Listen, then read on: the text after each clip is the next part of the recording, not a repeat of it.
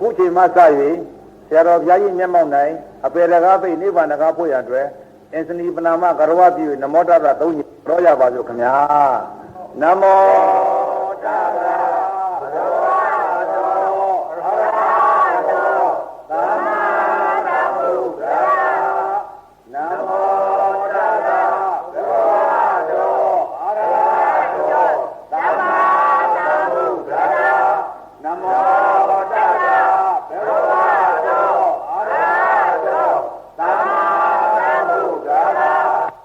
စွာဖရာ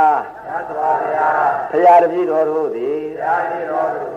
ယခုတရားအားထုတ်ဆဲအခါ၌မြတ်စွာဘုရားအားနိဗ္ဗာန်ကိုရည်မှန်း၍ခန္ဓာ၅ပါးယုံနာ၂ပါးကိုထူထမ်းပါ၏ကလူပါ၏ပူဇေမှာပူဇော်ပါ၏ခန္ဓာ၅ပါးယုံနာ၂ပါးထူထမ်းရတဲ့အကျိုးမဲ့ညာဖို့ညာနိဗ္ဗာန်ညာနိဗ္ဗာန်တရားတော်မြတ်ကိုရပါလို့ဤအရှင်ဘုရားကမ္မထံဆရာဖြစ်သောအရှင်သူမြတ်ဘုရားဘုရားတပည့်တော်တို့သည်ယခုတရားအားထုတ်ဆဲခါ၌ဆရာတော်ဘုရားအားနိဗ္ဗာန်ကိုရည်မှန်း၍ခန္ဓာ၅ပါးယုံနာ၂ပါးကိုလူဒန်းပါ၏ကလူပါ၏ပူဇေမှာပူဇော်ပါ၏ခန္ဓာ၅ပါးယုံနာ၂ပါးလူဒန်းရတဲ့အကျိုးဆရာတော်ဘုရားဤသိအပ်သောဓာတ်တရားပရမတ်တရားယုတ်တရားနန္တရားသစ္စာတရားတို့ကိုဘုရားတပည့်တော်တို့အားပေးသနာတော်မူပါရှင်ဘုရားဘုံ31ရှိသမျှသရဝါပေါင်းတို့ကိုဘုံမာနေ9ခုတည်းရေမာနေ10ခုတည်းကုံသတ္တဝါရေသတ္တဝါသဗ္ဗေသတ္တာသတ္တဝါအပေါင်းစัจ java လာတိုင်းသီလပါကိုကုံမကြာရေမကြောင်အထက်ဘဝအောက်အဝေးစီအထိ30ဘုံကျင်လီကြကုန်သောဝိနည်းသတ္တဝါအပေါင်းတနုတ်တို့ဤဒါနကုသိုလ်သီလကုသိုလ်ဘာဝနာကုသိုလ်တနုတ်တို့နဲ့ထတူထမြရကြရအားလုံးကြာကြသမျှ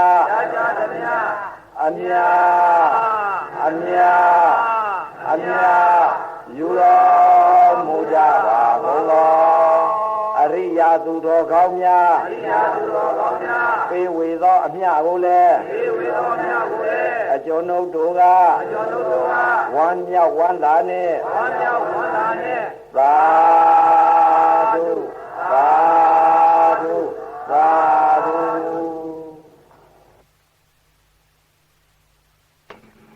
အခုဆရာတော်ဘုရားထံမှာအားလုံးသောဝိနည်းအပေါင်းတို့သည်အပေရကားပိနိဗ္ဗာန်ကပို့ချခြင်းကပရိက္ခယူလို့ပြီးပါပြီပရိက္ခယူလို့ပြီးတဲ့အတိုင်းမိမိတို့အားလုံးချမ်းသာသလိုတရားထိုင်ရဖြစ်ပါတယ်တရားထိုင်တဲ့အခါမှာလည်းပဲမိမိတို့နေတတ်သလိုယောက်ျားများကလည်းတမင်ကိုထိုင်နေပါတယ်တက္ကမများကလည်းပဲမိမိတို့ခန္ဓာကိုယ်အလိုက်ဝါလို့ရှိရင်လည်းပဲယောက်ျားလိုလဲတမင်ကိုထိုင်နေပါတယ်တချို့ထိုင်ရခက်တဲ့ပုဂ္ဂိုလ်များလဲဝိသခာထိုင်နည်းဆိုတဲ့ဒူးတုပ်ပြီးတော့လဲထိုင်နေပါတယ်ချမ်းသာသလိုကိုဣရိယာပုတ်သိပ်ပြီးတော့လဲတောက်တင်းမထားပဲနဲ့မိမိသဘာဝအတိုင်းထွက်လေဝင်လေလေးကိုသုံးသပ်ဖို့အကြောင်းဒီနေရာနေပြီးတော့အလုံးပဲမေတ္တာရခံပြီးတော့ဆောအပ်ပါတယ် တထိုင်နဲ့အပေတန်တရားလုံးမဲ့တရားဖြစ်ပါတော့ကြောင့်အယိုးကြည်ကြည်အေခန်းကဆရာတော်ဘုရားကြီးဩဝါဒပေးတဲ့အတိုင်းလူသေးရင်သေးမသေးတရားရစိတ်ထားမှအပေမှလွတ်မြောက်ဖြစ်ပါတော့ကြောင့်အားလုံးချမ်းသာစွာထိုင်ကြရန်လေးမြတ်စွာနှိုးဆော်အပ်ပါတယ်ခင်ဗျာငါဟိုအတိတ်ကသိထားတဲ့အသိဟာကိုဘေးချိတ်ထားလိုက်ပါအခုကစိတ်ကြီးပြင်ပေးမလို့နောက်ကြလဲထိုင်တတ်အောင်စိတ်ကလေးတွေဟာကနဦးစိတ်ကလေးဟာကိုလှုပ်ထားတဲ့တရားတွေလည်းလှုပ်ထားပေါ့လေနည်းနည်းလေးချထားလိုက်ပေါ့အဲ့တော့ကနဦးစိတ်ကလေးကအာနာပါနတတိကိုယူလိုက်ပါဘာကိုယူရမလဲတောနာလေးကိုနာငါသိပါကန္နာလေးကိုနာငါသိပါမျက်စိနှိပ်ပါဒါအခုသင်္นานပေးတာနော်မျက်စိနှိပ်ပြီးတော့အရိယပဋ္ဌာနာတင်းတင်းကြက်ကြက်ကြီးလည်းလောက်ရမယ်တရားမျိုးမဟုတ်ဘူးသဘာဝလေးပေးမှာပြင်းပြင်းထန်ထန်ကြီးလည်းရှူရမယ်တရားမျိုးမဟုတ်ဘူးသဘာဝပေးမှာစိတ်ကလေးကိုလိုက်ပါအဲ့တော့မျက်စိမှိတ်ပြီးတော့အစ္ဆဒသဏ္ဍာန်ကတွန်းလိုက်တဲ့သဘောလေးဗဟိတကတိုးဝင်လာတဲ့ကန်လိုက်တဲ့သဘောလေးအဲ့ဒီတွန်းတာလေးကိုသိယုံသိလိုက်ပါကန်တာလေးကိုသိယုံလေးသိလိုက်ပါသိတဲ့သဘောလေးကိုလိုက်ပါအဲ့တော့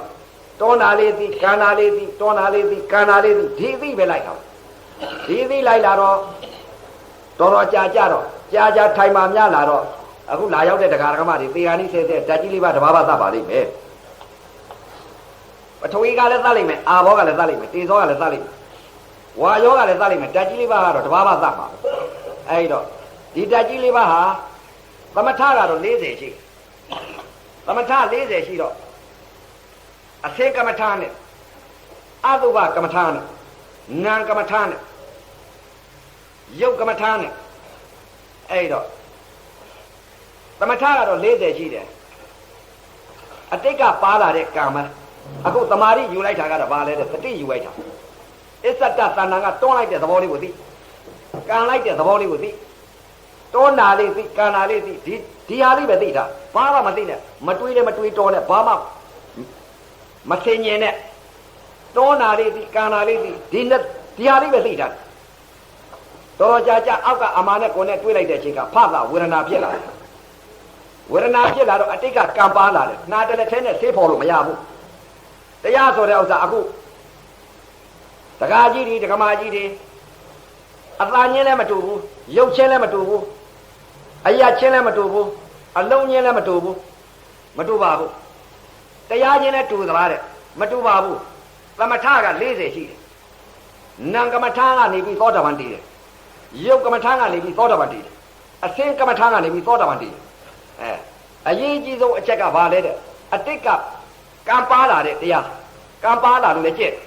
ကံမပါရင်ဘယ်တော့မှမကြည့်ဘူးအဲ့တော့အတိတ်ကကမ္မထာပေးမှာအဲ့တော့အခုရှုနေလိုက်တဲ့အချိန်ကအာနာပါနသတိကိုယူလိုက်တော်နာလေးသိကာနာလေးသိတော်နာလေးသိကာနာလေးသိဘာမှမသိနဲ့ဒီတစ်ခုတည်းသိတာတော်ကြာတော့အသင်္ကမ္မထာအတိတ်ကလာတော့မှအသင်္ကမ္မထာရှုလာတဲ့ပုဂ္ဂိုလ်ကြတော့အာယုနမိတ်ထဲမှာပေါ်လာတယ်ဘယ်လိုပေါ်လာမလဲအသင်းရုပ်တရားတွေဟောက်ပြန်နေတဲ့သဘောတရားတွေပေါ်လာတယ်စိန်ဓာတ်တွေနေတာတွေကျူတာတွေမဲတာတွေဗရမ ्या ရောင်ကြီးမြားရောင်ကြီးရေတော်တွေတောင်းပုတ်ပြပင်လေတွေကြောင်းပြင်းလူဘုရားကြီးတွေဒါတွေပေါ်လာတယ်ပေါ်လာပြီဆိုလို့ရှိရင်ပေါ်လာတဲ့ရုပ်ကိုအသင်းရုပ်တရားကိုအရှုကံပေါ်လာပြီတဲ့အရှုအာယုမှန်ပါပါပြဉ္ညတ္တမှန်မှပရမတ်ပေါ့ပြဉ္ညတ္တမှမှန်လို့ရှိရင်ပရမတ်ဘယ်တော့မှပေါ့အဲ့တော့ပြဉ္ညတ္တမှန်ရအသင်းတွေပေါ်လာရင်ဘယ်ကိုစိတ်ကလေးကဘယ်လိုထားရမလဲဘယ်လိုရှုရမလဲတဲ့ဩရုပ်ကိုဖောက်ပြန်တဲ့သဘောပါလားဖောက်ပြန်ပြီးပြက်ပါလားလို့စိတ်နဲ့ဝါတယ်နေတယ်ဖြူတယ်မဲတယ်လို့မသတ်မှတ်နဲ့သတ်မှတ်လိုက်ရင်ဝေဒနာတဏှာကူသွားလိမ့်မယ်ရုပ်ဤလက္ခဏာကိုဖောက်ပြန်တဲ့သဘောပါလားဖောက်ပြန်ပြီးပြက်ရတဲ့သဘောအဲ့ဒီသဘောလေးကိုရှုလိုက်ဖောက်ပြန်တဲ့သဘောလေးကိုသိတစ်ခုပြီးတစ်ခုရုပ်တွေကလည်းဖောက်ပြန်နေတာတွေ့လိမ့်စိတ်နာကပေါ်စိတ်နာကပြက်လိမ့်မယ်နေတာကပေါ်နေတာကပြက်လိမ့်မယ်ဖြူတာကပေါ်ဖြူတာကပြက်လိမ့်မယ်မဲတာကပေါ်မဲတာကပြက်လိမ့်မယ်ကြောက်စင်းသူဘုရားကြီးပေါ်ကြောက်စင်းသူဘုရားကြီးကပြက်လိမ့်မယ်ရေတွေပေါ်တော့ရေတွေပြက်လိမ့်မယ်တော်တွေပေါ်တော့တော်တွေကပြက်လိမ့်မယ်အဲ့ဒီဖြ ဖြစ်လိုက်ပြက်လိုက်နဲ့နေတဲ့သဘောတရားတွေကရုပ်အသိကမ္မထာတွေကပြအော်ဖောက်ပြန်ပြီးခဏဖြစ်ခဏပြက်နေတဲ့ဖောက်ပြန်တဲ့သဘောတရားတွေပါလားဒါပဲလေဖောက်ပြန်တဲ့သဘောတရားသာသိတာတစ်ခုပြီးတစ်ခုဖြစ်လိုက်ပြက်လိုက်ဖြစ်လိုက်ပြက်လိုက်ဆိုတာဖြစ်လိုက်ပြက်လိုက်ဆိုတော့ဖောက်ပြန်တဲ့သဘောတရားလေးကိုသာသိစိတ်နဲ့ဝါတယ်နီးတယ်ဖြူတယ်မဲတယ်လို့ဒီလိုမသိနဲ့အဲ့ဒါကအသိကမ္မထာရှုဖို့အတိတ်ကအတုပကမ္မထာပေါ်လာခြင်းပေါ်လာမယ်အတုပရှုလာတဲ့ပုဂ္ဂိုလ်ကြတော့အခုပြစ္ဆုတ်ပံကာလအာနာပါနတတိကိုယူလိုက်တဲ့အချိန်ခါအတိတ်ကာလတော့ကသုတ်တန်သွားပြီးရှုထားတဲ့ပုဂ္ဂိုလ်အတုပပฏิကာမနမိတ်ယူထားလို့အခုပြစ္ဆုတ်ပံကာလကြတော့ပฏิကာမနမိတ်ပေါ်လာအာယုန်ထဲမှာပေါ်လာဘယ်လိုပေါ်လာလဲအတိတ်ကကမ္မထာဒါတရားယောဂီတွေအတိတ်ကကမ္မထာပေါ်လာတော့အယုစုကြီးရှုလာတဲ့ပုဂ္ဂိုလ်ကြတော့အခုကအယုစုကြီးပေါ်လာတယ်လတ်လတ်ဆက်ဆက်ကြီးရှုလာတဲ့ပုဂ္ဂိုလ်လူသေးကောင်လတ်လတ်ဆက်ဆက်ကြီးရှုလာတဲ့ပုဂ္ဂိုလ်ကြတော့လတ်လတ်ဆက်ဆက်ကြီးပေါ်လာတယ်လောက်တဖွာဖွာရှုလာတဲ့ပုဂ္ဂိုလ်လောက်တဖွာဖွာပေါ်လာတယ်ကြီးကန်းတွေကထိုးလက်ဓာတွေကဆွဲပြီးတော့အဲ့ဒီလိုအတိတ်ကရှုလာတဲ့ပုဂ္ဂိုလ်အခုပြစ္ဆုတ်ပံကာလရှုလိုက်တဲ့အခါဒီကမ္မထံပေါ်လာအဲ့ဒီကမ္မထံပေါ်လာတဲ့အချိန်ခါကျတော့မကြောက်ကြနဲ့အတိတ်ကပါလာတဲ့အမွေတွေဗျာတချို့ကတော့ဒါတွေပြောတာကြာအပညာတွေပါကွာလို့ဆိုပရမတ်နဲ့ပညာမကွဲတဲ့ပုဂ္ဂိုလ်တွေပြောတာရှိအတိတ်ကအမွေကမ္မထံနေဗျာ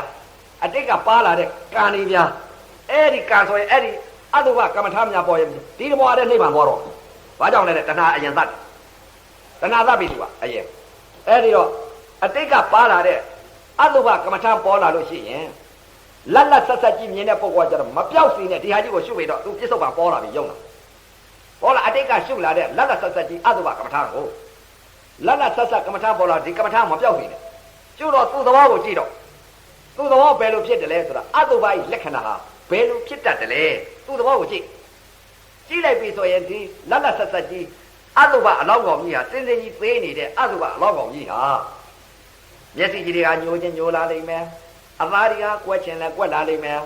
မဲချင်လဲမဲလာလိမ့်မယ်နေချင်လဲနေလာလိမ့်မယ်သွေးတွေပြည်တွေသွေးပွင့်တွေပြည်ပွင့်သွေးပုတ်ပြည်ပုတ်တွေယိုစီးပြီးတော့မျက်စိတွေကယိုကြခြင်းကြလိမ့်မယ်နှာခေါင်းတွေကယိုကြခြင်းကြလိမ့်မယ်နားတွေကယိုကြခြင်းကြလိမ့်မယ်ဗိုက်ကြီးတွေဖောင်းလာလိမ့်မယ်အဲ့ဒီသူ့သဘောကိုသာကြည့်ပြီးတော့အဲ့ဒါအတုပကမ္မထာရှုဖို့သဘောကိုကြည့်ဘယ်လိုပြောင်းလဲပြီးပြက်တယ်လဲဆိုတာသူ့သဘောကိုကြည့်မြင်လာတယ်အဲ့ဒါကအတုပကမ္မထာအစင်းမကမ္မထာကဖောက်ပြန်တဲ့သဘောတရားကိုရှုအစင်းကမ္မထာကဖောက်ပြန်နေပါလားရုပ်ကမ္မထာကိုသူကအစင်းရုပ်ကမ္မထာဖောက်ပြန်ပြီးတစ်ခုပြီးတစ်ခုဖြစ်လိုက်ဖောက်ပြန်တဲ့သဘောသာသိတာသိနေဝါတယ်ဖြူတယ်မဲတယ်လို့ဒီလိုမသိနဲ့ဖောက်ပြန်တဲ့သဘောကိုဒီလိုသိလိုက်ပြီးဆိုလို့ရှိရင်တလောကလုံးဟာပြည့်ဧကောဓမောတစ်ခုတည်းတဲ့တရားရှုသူကရုပ်ကမ္မထာဆိုတော့အစင်းရုပ်ကမ္မထာဆိုတော့ဖောက်ပြန်တဲ့လက္ခဏာကိုရှုတာပရမတ်ကိုအာယုပြုတာ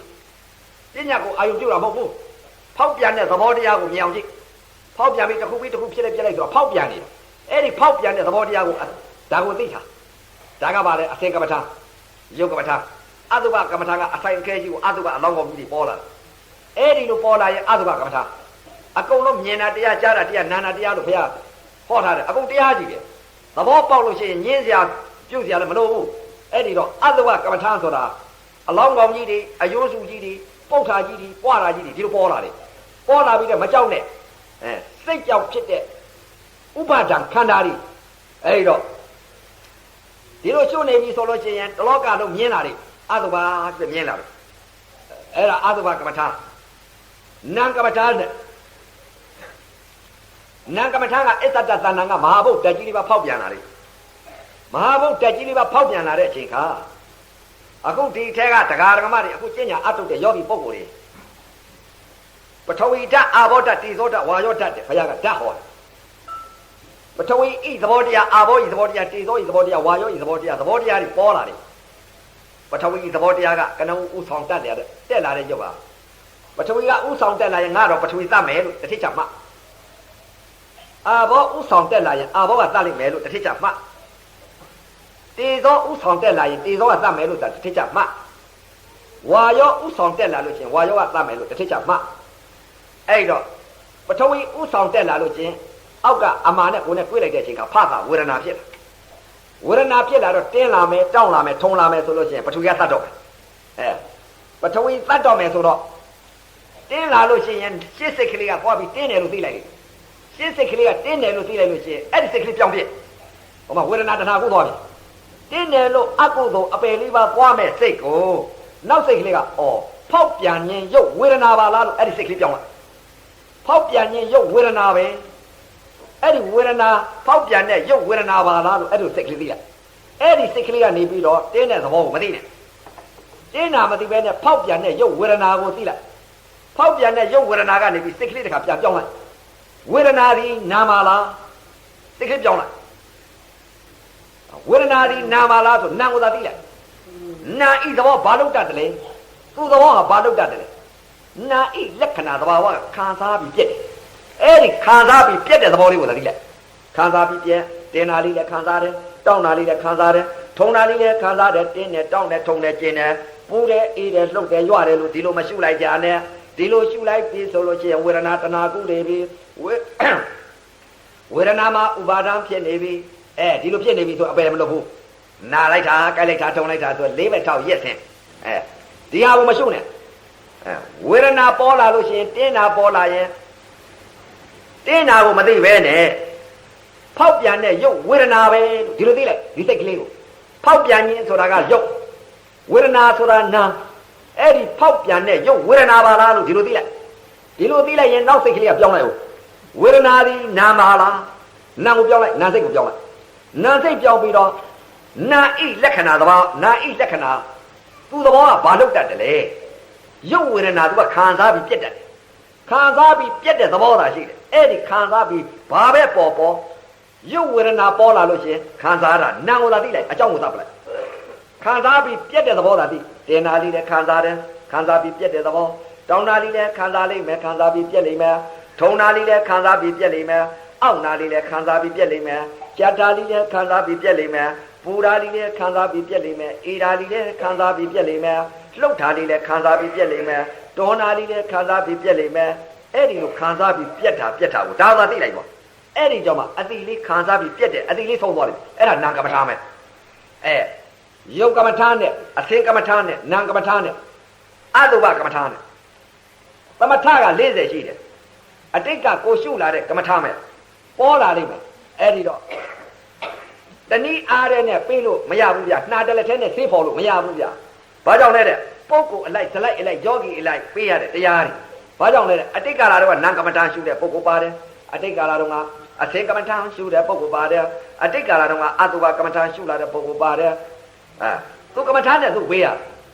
အဲ့ဒါကြောင့်မလို့အသင်ပေါ်မှာလည်းဒိဋ္ဌိပြုတ်အောင်ဝေဒနာပေါ်မှာလည်းဒိဋ္ဌိပြုတ်အောင်နာမ်ပေါ်မှာလည်းဒိဋ္ဌိပြုတ်အောင်အဲ့တော့တရားထိုင်တဲ့ပုဂ္ဂိုလ်ကအရေးကြီးဆုံးချက်ကဘာလဲတဲ့တထိုင်နဲ့အပယ်လွတ်အောင်ကြိုးစားကြသရဝရိယတတိသမာဓိပညာဘုံ၅ပါးရှိရလုံးလေခြေတစ်ပတ်ကြီးနဲ့သရဘဝရိယဘုတတိဘုသမာဓိဘုပညာဘုဆိုတာဒါစာတဲ့ကပြောပြီးလုံးလေခြေတစ်ပတ်ကြီးပြောလို့မရဘူးသရစိတ်ဝရိယစိတ်တတိစိတ်သမာဓိစိတ်ပညာစိတ်အဲ့ဒီစိတ်တွေကိုသိမှာသရစိတ်ဆိုတာပဲဟာလေတဲ့ငါဆရာကမ္မထာပြတဲ့ဆရာခိုင်းတဲ့ငါလုပ်အယုတ်ကြည်ကြည်အေးခန့်ခန့်လူသေးရင်သိမသေးတရားရဒီစိတ်ကိုဒီလိုထားရအဲ့ဒီလိုထားလိုက်ပြီဆိုဆရာပြောတဲ့ပုံကနေပြီးတော့ဒီလိုလိုက်ဒီလိုသိလိုက်ဆိုတဲ့ဥစ္စာဆရာခိုင်းတဲ့ငါလုပ်မယ်ဆရာပြောတဲ့ငါလုပ်မယ်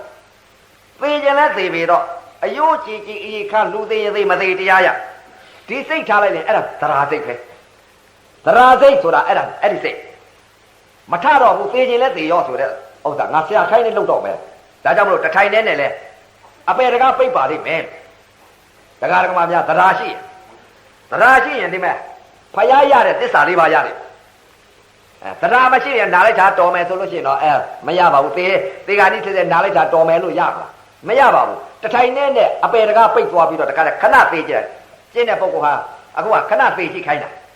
အလေးအကျင့်လုပ်ပြီးတော့အခုကတည်းကဝတိဘောဝင်ရသေတတ်ဖို့ကအလေးအကျင့်လုပ်နေရတယ်ဒီလိုမှသေမကြည့်တဲ့ပုဂ္ဂိုလ်မှန်သမျှကတော့လူ10သိန်းသိလူတယောက်မှမဖြစ်ဘူးဘာကြောင့်လဲတဲ့ငါတတ်မှာကြီးပဲဝေဒနာတစ်ခုပေါ်လိုက်နားကြကြိုက်တာပူတာလူလှိမ့်သေမှာကြီးပဲဒီလိုလူလှိမ့်သေမဲ့ပုဂ္ဂိုလ်မှန်သမျှကတော့လူ10သိန်းသိလူတယောက်မှမဖြစ်ဘူးဘာကြောင့်လဲတဲ့မိစ္ဆာဒိဋ္ဌိကြီးဖြစ်နေဝေဒနာတဏှာကုကုန်အဲ့ဒါကြောင့်မလို့ဒကာဒကမများကျင့်ညာအတုတဲ့ယောဂီပုဂ္ဂိုလ်ဒီသရာအရေးကြီးပါတယ်သရာဝရိယတတိသမာဓိပညာဘုံ၅ပါးလက်ကင်ထားရမယ်သရာစိတ်ကဘယ်ဟာလဲတဲ့ငါဆရာခိုင်းနေလို့မယ်အယုံကြည်ကြည်အေးခန့်ခန့်လူသိရင်သိမသိတရားရဒီစိတ်ကသရာစိတ်ဝရိယဆိုတဲ့စိတ်ကဘာလဲတဲ့ ကဘာလာဇန်တည့်တဲ့ကနံလေးကအပြင်ဘက်ထွက်ပြီးတော့အာယုံကအာယုံ6ကိုထိုက်ပြီးတော့ဒုက္ခဝေဒနာကြီးခံစားတော့ဒီစိတ်ကလေးကမထွက်ရအောင်ဟာကိုဝရိယထားမထွက်နဲ့ထွက်သွားပြန်ဆွဲသွင်းဒီဝရိယစိတ်ဆိုတာအဲ့ဒါနံလေးအပြင်ဘက်ထွက်မှာဆိုဝရိယစိတ်ဆိုတာအဲ့ဒါသရဘောဝရိယဘောတတိဘောသမာဓိဘောပညာဘောဆိုတာစာတဲ့ကလို့လုံးချဲလက်ပါကြီးပြောလို့မရဘူးစိတ်ကိုပြောဘုရားကစိတ်ပဲဟောတယ်သရစိတ်ကဘယ်စိတ်လဲဝရိယစိတ်ကပဲတဲ့ဝရိယစိတ်ဆိုတာနံလေးအပြင်ဘက်ထွက်မှာဆိုလို့ထိမ့်သိမ့်စောက်ရှောက်ပြီးတော့အပြင်ဘက်မထွက်အောင်ထားတဲ့စိတ်ကအဲ့ဒါဝရိယစိတ်နံကိုထိမ့်သိမ့်စောက်ရှောက်ပြီးတော့မထွက်အောင်ထားတယ်အဲ့ဒါဝရိယစိတ်တတိဆိုတာပဲဟာလဲသရာစိတ်ဝရိယစိတ်တတိစိတ်တတိဆိုတာဘာလဲရုပ်ဝေဒနာဖောက်ပြန်လာတယ်ဖောက်ပြန်လာတဲ့ဥစ္စာကို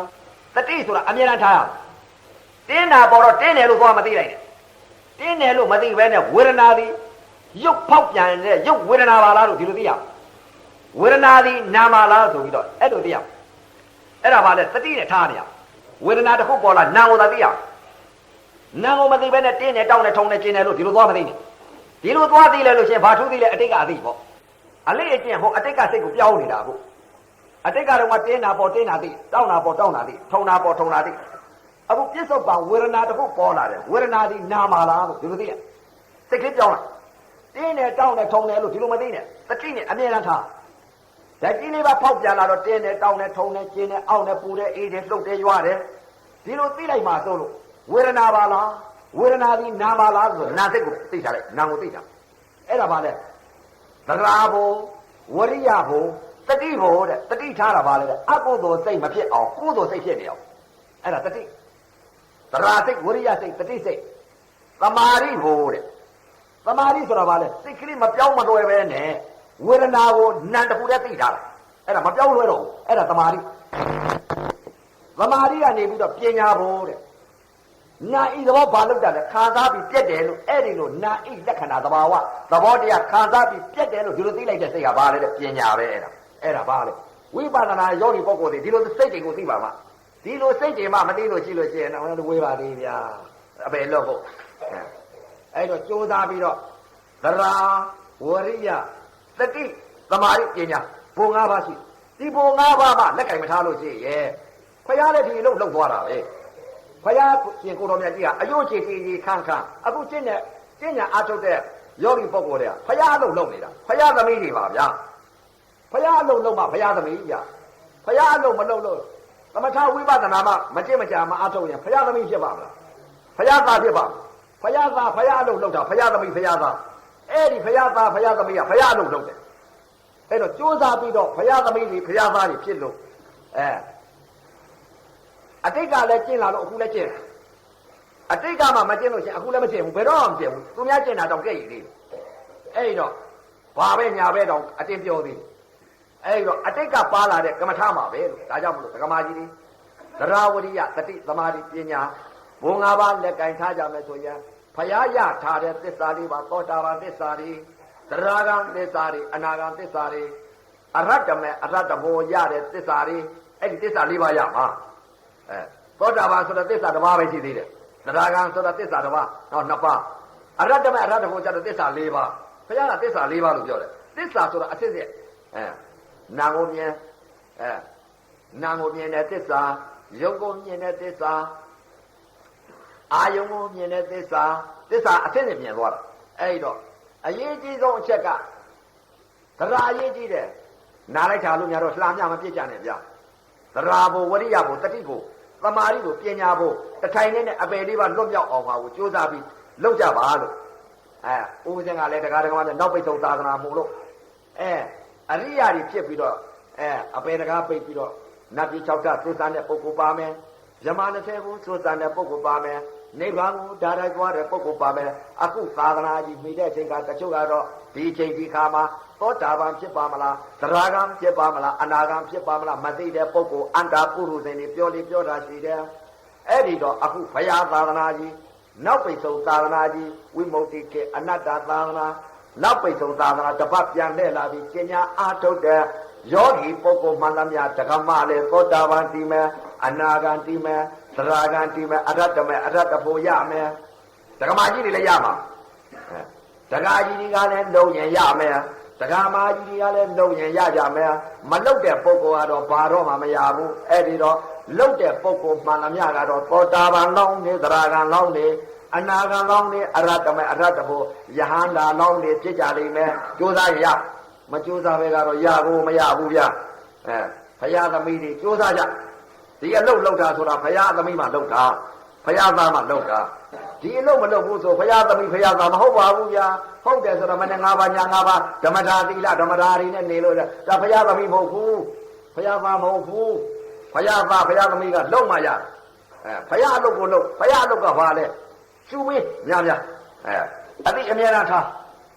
မရှူဘဲနဲ့ဒီလိုဟောလို့ဒီလိုဟောရောင်ဒီကြောင်ဖောင်းရောင်ကြက်ရောင်နဲ့မလုပ်နဲ့လေးပဲထောက်ပြီးရက်တာရှင်းရမယ်လားမှတ်တယ်သေဟာနိစိတ်ကြအားကိုးကြမသိအဲ့ဒီတော့အားကိုးရအောင်လုပ်ထားကြတရားဓမ္မများအခုအားကိုးယူတာပဲစိတ်ကလေးတွေပြင်ပေးတာပဲဝေဒနာပြင်းရင်ပြင်းပြင်းလေးရှူသွားဝေဒနာကိုနာတယ်လို့သွားမသိလိုက်နာတယ်လို့သိရင်ဝေဒနာကိုမခံစားခြင်းနဲ့ဒေါသဖြစ်သွားအဲ့ဒီဒေါသစိတ်နဲ့ချုပ်လိုက်ပြီဆိုရင်ငရဲသွားမယ်နာလိုက်တာကန့်ညှိလိုက်ပြီဆိုရင်လောဘစိတ်နဲ့ချုပ်ပြီ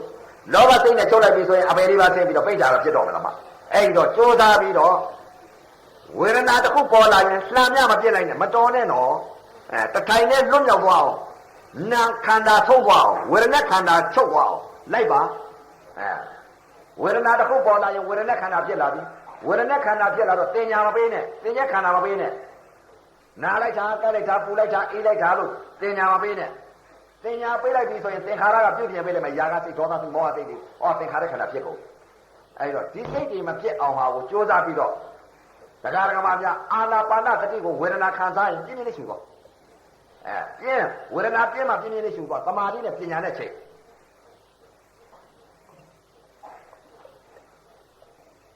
ရှော့မပေးနဲ့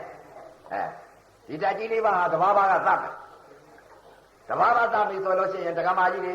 ပထဝီဓာတ်တဘာကိုအစအလေအဆုံးကိုအတိလေးဆုံးအောင်လိုက်ပါအတိလေးဆုံးသွားပြီဆိုလို့ရှိရင်ငါသိရင်ဒီရုပ်နဲ့ဒီနာဒီလိုပဲဖြစ်ပြီဒီလိုပဲပြည့်ရမှာပါလားငါအခုကခဏသိကြည့်တာပါလားဒီလိုသိရင်ငါပဲလို့ထားပြီလဲစိတ်ကလေးကဝေဒနာဒီနာမယ်အကြောင်းကိုငါတတ်ရမှာပါလားအကျိုးကိုမတတ်ဘဲနဲ့အကြောင်းငါတတ်ရမယ်တရားပါလားဘုရားကအကြောင်းနဲ့အကျိုးအကြောင်းကိုတတ်မှာအကျိုးရမယ်တဲ့အဲ့တော့နာတယ်ကြိုက်တယ်ထုံတယ်ပြတော့သွားပြီးတော့မရှုလိုက်ကြဘူးနာတယ်ကြိုက်တယ်ထုံတယ်ပူတယ်အေးတယ်လှုပ်တယ်ရွတယ်ဒါရှုလိုက်ပြီဆိုရင်အကျိုးတရားကြီးအကျိုးတရားဆိုတာဘာလဲပူတယ်ကြိုက်တယ်ထုံတယ်ရှုတယ်အကြောင်းကိုတတ်လိုက်ဝေဒနာပါလားဝေဒနာဒီနာပါလားနာဤသောဘာလို့ကြလဲခံစားပြီးပြက်နေပါလားဒီလိုသိဝေဒနာတစ်ခုပေါ်လာရင်ကျင်းတယ်တောက်တယ်လို့မသိပဲနဲ့ဝေဒနာဒီနာလာသိရနာဤသဘောကိုလာသိအဲ့ဒီလိုသိလိုက်ပြီဆိုရင်တရားဓမ္မများဝေဒနာတစ်ခုပေါ်လာလို့နာဤလက္ခဏာသဘာဝခံစားပြီးပြက်တဲ့သဘောကိုသိလိုက်ပြီဆိုလို့ရှိရင်သပိတ်ကိုလွတ်တယ်သပိတ်ကိုလွတ်တယ်နာရာကြီးဒီလိုကတော့၄ဘက်ထောက်ရက်ဆင်းရမယ်လားဗျမိုးကြောခိုင်းရမယ်ဗျအဲ့တော့နာရာမသိပဲနဲ့ကြိုက်တယ်လို့မသိပဲနဲ့ပူတယ်အေးတယ်လှုပ်တယ်ရွတယ်ရားတယ်ဒါတွေမသိပဲနဲ့ဝေဒနာတစ်ခုပေါ်လာရင်ဝေဒနာဒီနာပါလားလို့နာကိုသာသိလိုက်နာသိလိုက်မှလည်းနာကိုသိလိုက်မှအကြောင်းသာတင်းတယ်တောင်းတယ်သိလိုက်ရင်အကျိုးတရားအကျိုးသာလိုက်လို့ရှိရင်နောက်ထပ်တစ်ခါအကြောင်းကလာလေဦးမယ်အဲ့တော့အကြောင်းသားလိုက်မှအကျိုးရသွားမယ်ပူတယ်ကြိုက်တယ်ထုံတယ်ဆိုတဲ့အကျိုးတရားတွေရကုန်တယ်အဲ့တော့ဝေဒနာတစ်ခုပေါ်လာရင်ဝေဒနာသည်နာသာသိလိုက်ကြတင်းတယ်တောင်းတယ်ထုံတယ်ကျင်းတယ်အောက်တယ်ပူတယ်အေးတယ်လှုပ်တယ်ရွတယ်လို့ဒီလိုမသိနဲ့ဒီလိုသိလိုက်ပြီဆိုရင်ဝေဒနာတဏှာကုန်နေပြီသေရာနိဆက်ဆက်ဒီလိုမှအလေးအကျင့်လှုပ်မထားကြရင်နာလိုက်တာကြိုက်လိုက်တာဆရာဝန်လည်းအားကိုးလိုက်တယ်ဒီရုပ်နဲ့ဒီနာသူသဘောနဲ့သူဖြစ်နေတာဒကမာကြီးတွေဒကာကြီးတွေမဟုတ်ဘူးအဲ့ဒါအသေးတတ်ဖို့ဟာကိုကြိုးစားပြီးတော့ဒီမဲ့အခုကတည်းကခဏသေးပြီးတခိုင်းတာသေတတ်ဖို့လှုပ်တာတရားနှလုံးကျင့်ကြအားထုတ်တဲ့ပုဂ္ဂိုလ်ကဘာလို့ကျင့်တယ်လဲအသေးကျင့်တယ်လို့ပြောနောက်ကိုအသေးကျင့်တာဟေးတို့တော့ဘာကြောင့်လဲတော်တော်ကြာလဲသေရမယ်အခုလဲသေကြည့်တယ်အခုသေကြည့်တယ်နောက်လဲသေတတ်ဖို့စိတ်ကလေးထားတတ်ဖို့သေဂာနိဆက်တဲ့ဘယ်လိုစိတ်ကလေးထားသေးမလဲဂရိဘယ်လိုယူထားမလဲနာရာကြီးကိုဂရိယူထားမလားဒါနတွေကိုဂရိယူထားမလားသီလတွေဆောက်ပြီးလို့ဂရိယူထားမလားဘယ်လိုဂရိယူထားမလဲဘုရားကစိတ်ပဲဟောတယ်လက်ပြေသွားတဲ့စိတ်ရှိတယ်အပယ်လေးပါးဆင်းတဲ့စိတ်ရှိတယ်မြမ20သွားတဲ့စိတ်ရှိတယ်နိဗ္ဗာန်ကိုသွားတဲ့စိတ်ရှိတယ် ဒီစိတ်တွေကိုဂရိမြဲအောင်ဝိဇ္ဇာညာပညာဖြစ်ပြီးတော့သိထားမှာဒါမှအပယ်လို့အနှုတ်မလို့ရှိရင်ပညာသိလို့ကတော့အမလီမရပါဗျာ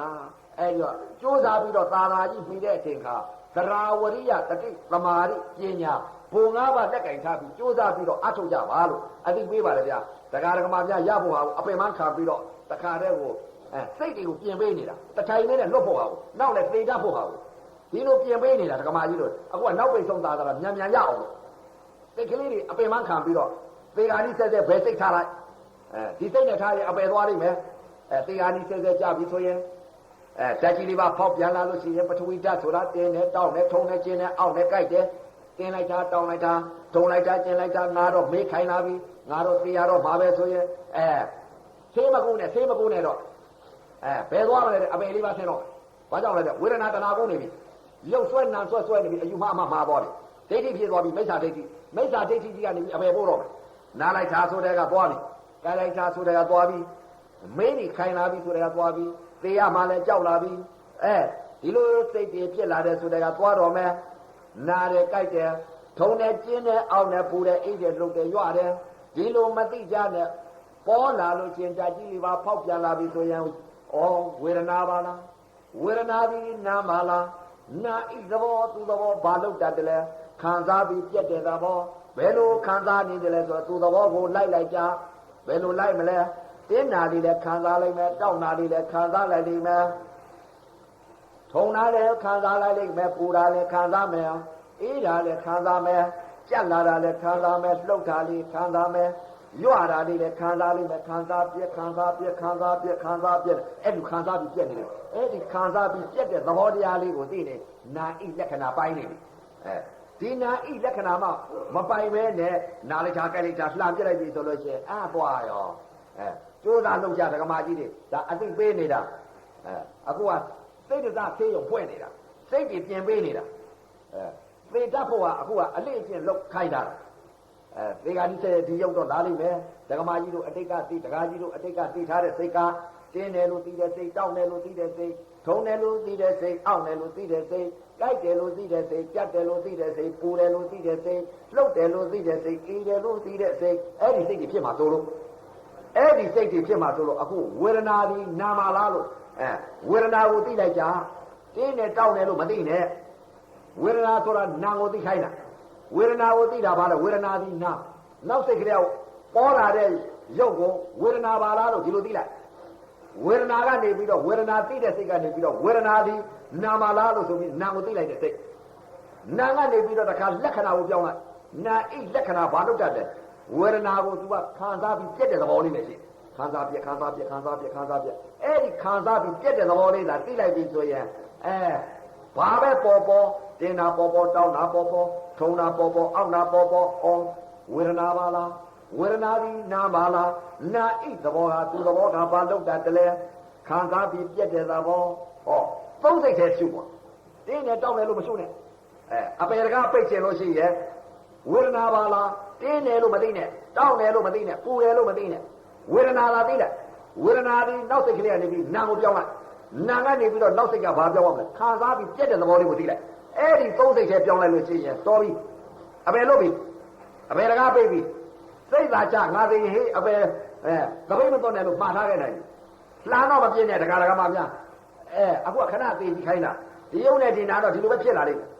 သေဃာနိချက်တဲ့အခုကနိုင်အောင်တိုက်နိုင်အောင်လို့အခုကအလေးအကျင့်လုပ်ပြီးတော့ရုပ်ဤသဘောနာဤသဘောသိအောင်လို့အဆုံးလိုက်ခိုင်းတာဘုရားကသူ့သဘောလိုက်ရမယ်တဲ့ရုပ်ဤသဘောဘယ်လိုဖြစ်လာတယ်နာဤသဘောကဘယ်လိုဖြစ်လာတယ်သူ့သဘောသူဖြစ်လာတဲ့ရုပ်နာကိုသူ့သဘောအတိုင်းလိုက်သွားနာသဘောမလုပ်နဲ့ရုပ်ကဘယ်လိုဖြစ်လာတယ်ဆိုတော့သိရမယ်အဲ့တော့ရုပ်ဝေဒနာပြင်းလာလို့ရှိရင်မခံစားခြင်းနဲ့စိတ်တွေဖြစ်လာပြီဆိုပြင်းပြင်းလေးရှူသွားရှော့မပေးနဲ့သမာဓိနဲ့ပညာနဲ့ချိန်အဲ့တော့မှနာဖြစ်တဲ့သဘောတရားကိုသိလာလိမ့်ဘယ်လိုသိမလဲနာဟာဒုက္ခနဲ့ဒုက္ခခံစားတဲ့သဘောတရားလေးကိုတွေ့လာလိမ့်ဘယ်လိုတွေ့မလဲပြင်းပြင်းလေးရှူလိုက်တော့သူ့မှာသမာဓိခြိတိုင်ထားအရှူရပ်ပြီးမှမလိုက်နဲ့ဝေဒနာပြင်းပြင်းလေးရှူသွားသမာဓိနဲ့ပညာနဲ့ချိန်ဒါကြောင့်မို့သမာဓိနဲ့ပညာနဲ့ချိန်ရမှာသမာဓိပညာနှစ်ပါးမြတ်ချိန်ဝင်ဣန္ဒြေငါဤအလေးကိုတဲဝရိယဆိုတဲ့ပေါင်ကြိုက်တဲ့ဥပ္ပဆိုတာလည်းပြေဝဲမှုထင် ဘယ်ဆိုတာလဲပြီးဝဲမှုတဲ့သမာဓိနဲ့ပညာနဲ့ချိန်လိုက်တဲ့အချိန်က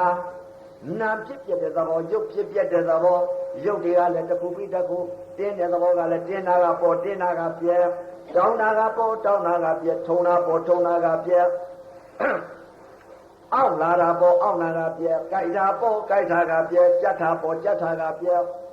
ချွေးတွေယိုကြလာတာပေါ်တော့ချွေးတွေယိုကြလာတာကပြဲပူတာပေါ်ပူတာကပြဲအေးတာပေါ်အေးတာကပြဲလှုပ်တာပေါ်လှုပ်တာကပြဲတွန်းတာပေါ်တွန်းတာကပြဲကန္နာပေါ်ကန္နာကပြဲရုပ်တွေကလည်းတစ်ခုပြီးတစ်ခုဖြစ်လိုက်ဖောက်ပြန်တယ်နာကလည်းတစ်ခုပြီးတစ်ခုလိုက်ပြီးတော့တင်တာပေါ်တင်တယ်လို့သိလိုက်တယ်တောင်းတာပေါ်တောင်းတယ်လို့သိလိုက်တယ်ထုံတာပေါ်ထုံတယ်လို့သိလိုက်တယ်နာကလည်းခဏဖြစ်ခဏပြက်နေတာပဲအဲ့ဒီတော့နာသမာဓိနဲ့ပညာနဲ့ချိန်လိုက်ပြီဆိုရင်နာဣသဘောတရားတွေ့လာလိမ့်မယ်နာဣသဘောတရားကနာဒီပြာသိလိုက်အောက်ကအမားနဲ့ကိုယ်နဲ့တွေ့လိုက်တဲ့အချိန်ကဝေဒနာကိုသွားသိလိုက်ဝေဒနာကိုသိလိုက်တာကဒုက္ခဝေဒနာနာဒီပြာပြေးပြီးသိလိုက်တာကဒုက္ခဝေဒနာဒုက္ခဝေဒနာတော့နာမခံစားရင်တော့ဘယ်ကိုပြေးသလဲနာဒီပြာပြေးကိုသိလိုက်နေမယ်အဲ့ဒီတော့ကိုထားတဲ့နေရာကိုမနေဘူးနာငါသူ့သဘောကိုတွေ့နေမယ်နာဒီပြာနာပြေးသိလိုက်နာဒုက္ခဝေဒနာအနာကြောက်တာဝေဒနာတွေဖောက်ပြန်လာတော့နာမခံစားခြင်းမခံစားခြင်းတော့သူ့ခြေတိုင်းထားလိုက်တယ်သမာဓိခြေတိုင်းဘယ်ပြည့်တယ်နာဒီပြာပြေးသိလိုက်နာဒီပြပြေးသိလိုက်တော့နာဒီပြကိုကထားကြည့်ရလာတယ်မရဘူးပြဝေဒနာသွားသိလိုက်ဝေဒနာသိလိုက်နာဒုက္ခဝေဒနာတော့မခံစားခြင်းတော့ဘယ်သွားသိလဲနာဒီပြပြေးသိလိုက်နာဒီပြသိလိုက်ဝေဒနာသိလိုက်နာဒီပြသိလိုက်ဝေဒနာသိလိုက်နာယုံတစ်ပါးတစ်ခါလေးဖြစ်ပြီးတစ်တိုင်းဆုံးသွားခဏသိကြည့်လိုက်အဲ့ဒီလိုများကာယဝေဒနာစိတ်ဓမ္မတဲ့ကာယသတိပဋ္ဌာန်ကနေပြီးဝေဒနာသတိပဋ္ဌာန်အခုနာပြောင်းပြီအခုဝေဒနာခံစားလာရပြီတရားဓမ္မဗျာဝေဒနာခံစားရတော့ဝေဒနာသတိပဋ္ဌာန်ရောက်နေပြီဝေဒနာသတိပဋ္ဌာန်ကနေပြီးတော့ဝေဒနာကိုနာကိုသာနာစိတ်ကိုပြောင်းတော့ဝေဒနာကိုနာတယ်လို့မသိရဘူးကြိုက်တယ်လို့မသိရဘူးထုံတယ်လို့မသိရဘူးပူတယ်အေးတယ်လှုပ်တယ်ရွတယ်ရားတယ်လို့မသိနဲ့ဝေဒနာသည်နာမလားနာကိုသာသိတာနာကနေပြီးတော့ဝေဒနာသည်သူ့သဘောဘာလို့တတ်တယ်လဲနာဟာခံစားပြီးပြက်ပါလားလို့ခံစားတဲ့သဘောလေးသာသိလိုက်အဲ့တော့ယုံနာနှစ်ပါးတထတိဖြစ်ပြီးတထတိချုပ်သွားပြီတဲ့ဓာတ်ကြီးလေးပါဓာတ်တစ်ပါးကုံစင်အောင်သိသွားပြီချုပ်သွားပြီဆိုလို့ရှိရင်စိတ်ဓာတ်သတိပ္ပံရောက်သွားလိမ့်မယ်ဒုက္ခကြီးကုံဆုံးသွားတော့စိတ်ကလေးကတည်ငြိမ်ပြီးတော့ချမ်းသာဒုက္ခဆိုတဲ့ဥစ္စာလေးကိုဒုက္ခကနေပြီးဒုက္ခမြင်တာကို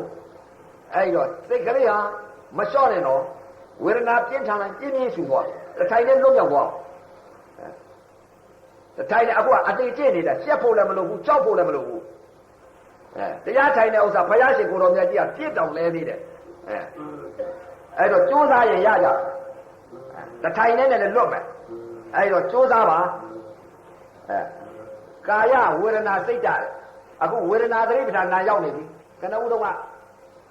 နာဒီယာတောနာကန္နာသိနေတာကာယသတိပဋ္ဌာန်အောက်ကအမာနဲ့ကိုယ်နဲ့တွေ့လိုက်တဲ့အချိန်ကဝေဒနာနာပွားပြီးသိနေဝေဒနာသတိပဋ္ဌာန်အဲ့ဒီဝေဒနာသတိပဋ္ဌာန်ကိုနာကိုသာသိလိုက်ကြအဲ့ဒီနာဤခံစားမှုသဘောလေးသုံးသွားလိမ့်မယ်သုံးသွားပြီဆိုရင်စိတ်ဓာတ်သတိပဋ္ဌာန်အဲ့ဒီလိုတထိုင်နဲ့စိတ်ဓာတ်သတိပဋ္ဌာန်တချိန်တစ်ခါရောက်မှုတဲ့ပုဂ္ဂိုလ်ငါသေးရင်သမီးတို့သားတို့ရေသပိတ်မသွတ်နဲ့ငါခဏသေးကြည့်ပြီးငါစိတ်ကလေးထားတာပြီးဓာတ်ကြီးလေးပါပေါ်လာလို့ရှိရင်တင်းတာလည်းငါမသိတော့ဘူး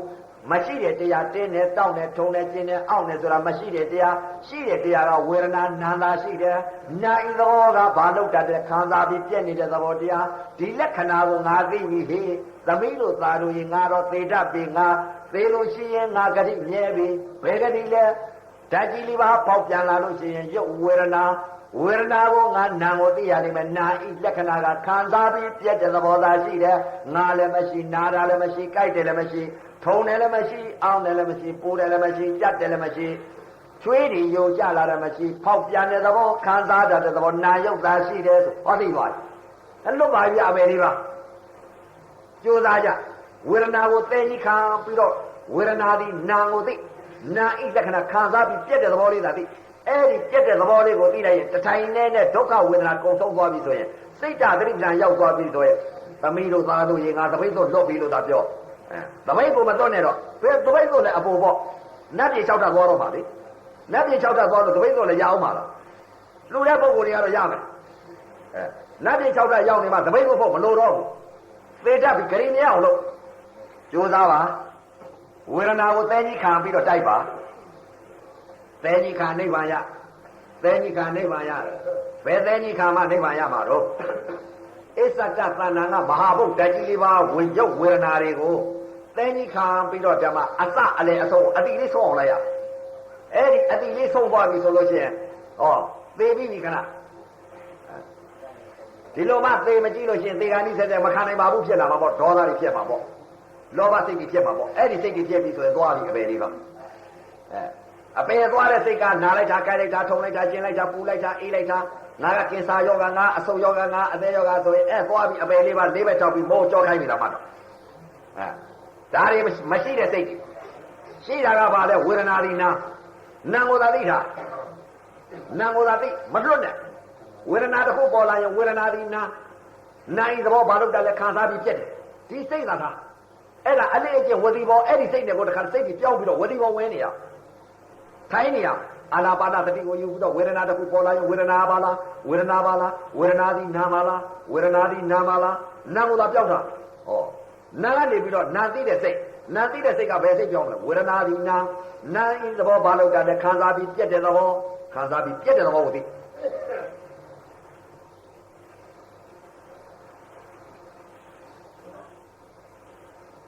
မလျှော့နဲ့နော်ဒကမာကြီးဝေဒနာကိုသဲကြီးခါမှနိဗ္ဗာန်ရမှာသဲကြီးခါနိဗ္ဗာန်ရတယ်ဘယ်သဲကြီးခါမှနိဗ္ဗာန်ရမှာတော့ရုပ်ဖောက်ပြန်လာတဲ့ရုပ်ဝေဒနာတွေကိုသဲကြီးခါပြီးတော့ဝိဇ္ဇာညာပြောင်းရှုရဝေဒနာတစ်ခုပေါ်လာရင်ကျင်းတယ်တောင်းတယ်လို့မရှုလိုက်နဲ့ပူတယ်အေးတယ်လို့မရှုလိုက်နဲ့ကြိုက်တယ်ထုံတယ်လို့မရှုလိုက်နဲ့ဘာပဲပေါ်ဝေဒနာဒီနာမလားဒါကိုသိလိုက်ပရမတ်ကိုအာယုပြုဝေဒနာဒီနာမလားနာဣလက္ခဏာပါလဲခံစားပြီးပြက်အဲ့ဒီခံစားတဲ့သဘောတရားလေးလိုက်သွားအတိလေးဆုံးသွားလိုက်ဝေဒနာပြင်းလာရင်ပြင်းပြင်းလေးရှူသွားရှေ့စိတ်နဲ့နောက်စိတ်တော့ရှေ့စိတ်ကလေးကတော်ခြင်းလာရင်နောက်စိတ်ကလေးကတော့ငါမမဟုတ်ပဲနာတယ်ကြိုက်တယ်ထုံတယ်ကျင်တယ်အောင့်တယ်မရှိ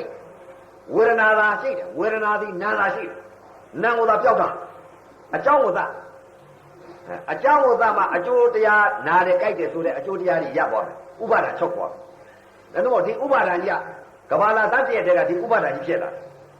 အခုလည်းပဲဥပါဒာဖြစ်တော့မယ်နာတယ်ကြိုက်တယ်လို့သိတော့မယ်နာတယ်ကြိုက်တယ်လို့သိမှဆိုလို့အခုဝေဒနာဒီနာမလားလို့နာကိုပြောက်ခိုင်းတာကြိုးစားပါသရာသိတင်မှာရှေ့စိတ်ကလေးကတော်ရင်နောက်စိတ်ကလေးကတော်တယ်အယုတ်ကြည်ကြည်အရေးခါလှူသေးရင်သိမသေးတရားရတယ်ဒကမာကြီးကြိုးစားကြတော့အသက်ကြီးတွေကကြီးတော့6နာရီထိုးတော့မယ်ရှော့မှာပဲနားလိုက်တာဆိုတေဂာနိဆက်တဲ့နားလိုက်တာဆိုရင်သွားတော့မယ်လိမ့်ကြတော့မယ်အပေလေးပါလေးဘက်ထောက်ရက်စင်းလိမ့်မယ်မညာနဲ့သေးသေးသေးဆိုပြီးတော့သရာသိထားအယုတ်ကြည်ကြည်အရေးခါကတထိုင်နဲ့လွတ်အောင်လုပ်ပေးတာမလျှော့နဲ့ဒကမာကြီးတွေ6နာရီထိုးတော့မယ်တင်မယ်9နာရီခွဲနေပြီမိနစ်30ပဲရှိတော့တယ်ကုသိုလ်ကအရှိန်ကုန်တော့မယ်ကုသိုလ်ကအရှိန်ကုန်ပြီဆိုရင်ဘယ်သွားမလဲဂတိမြဲရင်မြဲ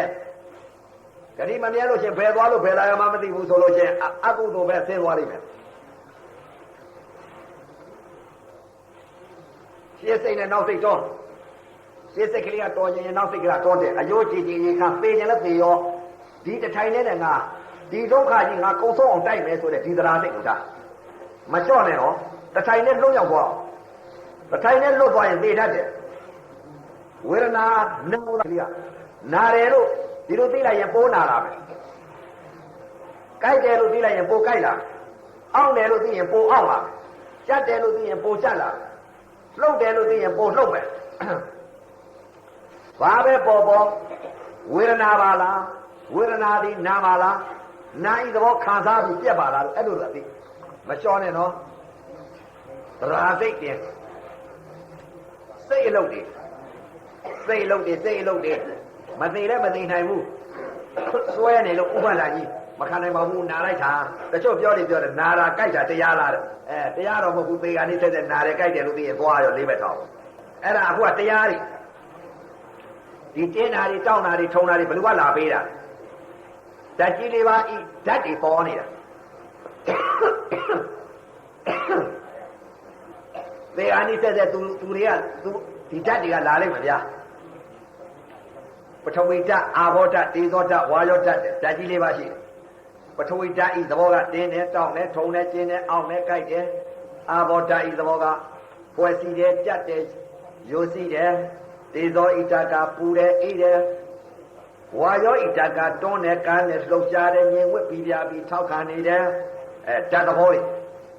ရုပ်သဘောကတစ်ခုပြီးတစ်ခုဖောက်ပြန်နေတယ်ဖြစ်လိုက်ဖောက်ပြန်နေအဲ့ဒါကရုပ်သဘောသရာသိတ်တင်လျှော့မပေးနဲ့တော့ဒကမာကြီးစူးစမ်းတိုက်တထိုင်နဲ့လွတ်အောင်ပေရင်လည်းပေရောအယုံကြည်ကြည်အေးခန့်ခန့်ဆိုပြီးတော့ဒီစိတ်ကိုထားလျှော့မပေးနဲ့တော့ဒကမာကြီးတထိုင်နဲ့လွတ်မြောက်သွားဒီတရားတော်များနဲ့တွေ့ရင်တွေ့မတွေ့လို့ရှိရင်ကိုကျိုးနေကြလိမ့်မယ်သာသနာကြီးပြီးပါလေလားနဲ့သာသနာကိုကြောမခိုင်းရတယ်သာသနာကြောခိုင်းတဲ့ပုဂ္ဂိုလ်ကတော့မိုးကြောခိုင်းတာနဲ့တူတယ်အဲ့တော့သာသနာအတွင်းရောက်တဲ့အချိန်ကဖရာအလုပ်ကိုသာလုပ်ပြီးတော့ဖရာအလုပ်လုံးကဖရာသားတွေဖရာသမီးတွေဖြစ်အဲ့တော့ဖရာသာသနာဖရာအလုပ်သာလုပ်မလုပ်ဖဲနဲ့မနေနဲ့သေဃာကြီးဆက်ဒီရုပ်နဲ့ဒီနာလာလိမ့်မယ်ဒီရုပ်နဲ့ဒီနာဖောက်ပြန်လာပြီဆိုလို့ရှိရင်အတိတ်ကသိထားတဲ့အတိတ်ကဘာအတိတ်လဲတဲ့တင်လိုက်တာတောင်းလိုက်တာထုံလိုက်တာပြင်လိုက်တာပူငါကိုကြီးကပူလိုက်တာငါကောင်းကကဲလိုက်တာငါကိုကဖောလိုက်တာငါရင်တွေကကြက်လိုက်တာငါရင်တွေကတုံလိုက်တာငါမူးလိုက်တာဒီအတိတ်တွေကမရှိတဲ့အတိတ်တွေမရှိတဲ့အတိတ်တွေရှိတာကဘာရှိတယ်ရုပ်ဝေဒနာသည်နာတာရှိတယ်ဝေဒနာသည်နာတာသိလိုက်တာနာဤသဘောဘာလို့တတ်တယ်လဲခံစားပြီးပြက်ဒါပဲသိဒါပဲရှိခံစားပြီးပြက်တော့နာတယ်ကြိုက်တယ်ဆိုတဲ့ဥပါဒာတော့သွားဘူးလားလွတ်သွားတာပေါ့နာတယ်ကြိုက်တယ်လို့မသိနဲ့နာတယ်ကြိုက်တယ်လို့သိရင်လူတိုင်းအသိပူတယ်အေးတယ်သိရင်လူတိုင်းအသိ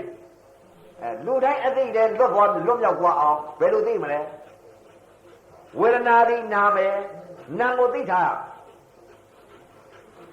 နာကိုမှမသိလို့နာတယ်ကြိုက်တယ်လို့သွားသိရင်ကိုချိုးနေပြီလားမှတ်တော့လူတိုင်းသိပြီအဲ့ဒီလိုများသိပြီဆိုရင်ငါတော့စိတ်သာချတော့ဟေးငါတော့အပယ်ဆင်းရတော့မယ်လို့တတိချမှာဓာတ်ကြီးလေးပါဖောက်ပြန်လာလို့ရှိရင်ဝေဒနာပါလားဝေဒနာသည်နာပါလားနာဤလက္ခဏာဘာလို့တတ်တယ်လဲသူသဘောကဘာဖြစ်တတ်တယ်လဲခံစားပြီးပြက်တယ်အဲ့ဒီခံစားပြီးပြက်တဲ့သဘောတရားလေးကိုသာသိတာမလွတ်နဲ့တော့ဒီတစ်ခုတည်းသိတာနောက်ကြတော့အလေးအကျင့်ဝတိဘောနိုင်သွားပြီဆိုလို့ရှိရင်ခံစားပြီးပြက်တဲ့သဘောတရားလေးကိုသိတာလေအဲ့တော့ကြိုးစားပြီးတော့ဒကာဒကမများရှင်းစိတ်နဲ့နောက်စိတ်တော့ရှင်းစိတ်ကတော်ခြင်းလာရင်နောက်စိတ်ကလေးကတော်တယ်ငါမဟုတ်ပဲတင်းတယ်မရှိတောက်တယ်မရှိထုံတယ်မရှိအောင့်တယ်မရှိဝေဒနာနာလာရှိတယ်နာဤသဘောခံစားပြီးပြက်တယ်ငါနာတယ်ငါကြိုက်တယ်ငါထုံတယ်ငါကျင်းတယ်ဆိုတာမရှိတဲ့တရားရှိတဲ့တရားကဝေဒနာနာဤလက္ခဏာခံစားပြီးပြက်တယ်လို့ဒီလိုသာသိတာအဲ့ဒါတထိုင်နဲ့လွတ်ရောက်ပဲကြိုးစားပါရှင်းစိတ်ကတော်ခြင်းနောက်စိတ်ကတော့မလျှော့နဲ့နော်တော်ကြာလည်းသိရမှာပဲအခုခဏသိကြည့်တာရှေ့စိတ်နဲ့နောက်စိတ်သရာအရေးကြီးတယ်ဒကမာကြီးကြီးစူးစမ်းဖို့ရေးကြည့်ပြီးသင်ချိုင်းကိုဘယ်ရောက်မလဲတော့ဒီနာဆိုရင်တော့တာမွေကြံတော့ရောက်ကနေနေပြီတာမွေနဲ့ကြံတော့ကိုရောက်တော့မှာပဲဘယ်ရောက်မလဲတော့မပြောတတ်ဘူးဘယ်သင်ချိုင်းရောက်မလဲတော့မပြောတတ်ဘူးသင်ချိုင်းတော့ဒီအတုပါကြီးကတော့ရောက်မှာပဲအဲ့တော့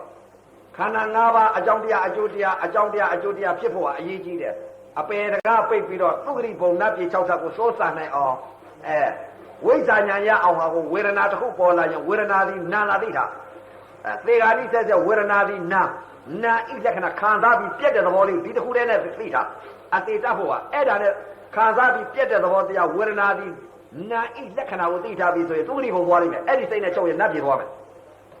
နာလိုက်တာကြလိုက်တာလှုပ်လှိမ့်သိပြီဆိုရင်ငါတော့ပိတ်တာတို့ခွေးတို့ဘဲတို့ကြက်တို့ဝက်တို့ရေထဲကငါးတို့ဖြစ်တော့မယ်ဆိုတာကြိုးစားကြဒကာဒကမများတွေစားထားလိုက်တဲ့အသားတွေကဒီမဲ့ရုပ်ချင်းသုံးဆောင်ထားလိုက်တဲ့တော့ဝက်သားတွေစားကြက်သားတွေစားဘဲသားတွေစားတခါတော့ဘဲသားကြက်သားကိုသတ်မှတ်ပြီးစားနေတာသေပြန်တော့ဗာလဲတော့ဘဲတွေကြက်တွေဝက်တွေကခန္ဓာတွေနဲ့စားကြအောင်ဗျယုံနာကိုမြင်ရင်မြင်သိညာသိယုံနဲ့မရဘူးမလွတ်ဘူးဒီတရားတော်များနဲ့တွေ့မှဒီတရားတော်များနဲ့မှမတွေ့လို့ရှိရဲ့ဘဲတွေစားတော့ဘဲခန္ဓာဖြစ်ပြီးတော့ဘဲကပြန်တလဲပြန်စားအောင်မယ်ဝက်သားတွေစားတော့ဝက်ကပြန်စားအောင်မယ်ကျက်သားတွေစားရင်ကျက်ကပြန်စားအောင်မယ်ငါးတွေစားငါးပြန်စားအောင်မယ်အဲ့ဒီတော့အခုရတဲ့ကသာသာကြီးမိတဲ့အချိန်ကငါလွတ်သွားအောင်ဟာကိုစူးစမ်းပြီးတော့ဝေဒနာကိုငါလွတ်သွားအောင်ရှုကြတဏှာမကူအောင်ဝေဒနာဒီနာဤသဘောဘာလို့တလဲခံစားပြီးပြက်တယ်ဒါကဒီသုံးစိတ်ထဲရှုတာ ဒီသုံးစိတ်တည်းရှုလိုက်ပြီဆိုရင်ငါလွတ်သွားလိမ့်မယ်နာတယ်လည်းမရှိဘူးကြိုက်တယ်လည်းမရှိဘူးထုံတယ်လည်းမရှိဘူးအောင့်တယ်လည်းမရှိဘူးပူတယ်မရှိဘူးအေးတယ်လည်းမရှိဘူးလှုပ်တယ်ရွာတယ်လည်းမရှိတော့ဘူးဥပါဒံတရားတွေမရှိတော့ဘူးဘာရှိလဲပြစ္ဆုတ်ပံပေါ်လာတဲ့ယုံနာကိုခါစားပြီးပြက်တာပဲရှိတော့ဟောလွတ်သွားပါပြီဗျာဟောအပယ်လေးပါးသွားတည်တတ်တဲ့ကံလွတ်သွားပြီ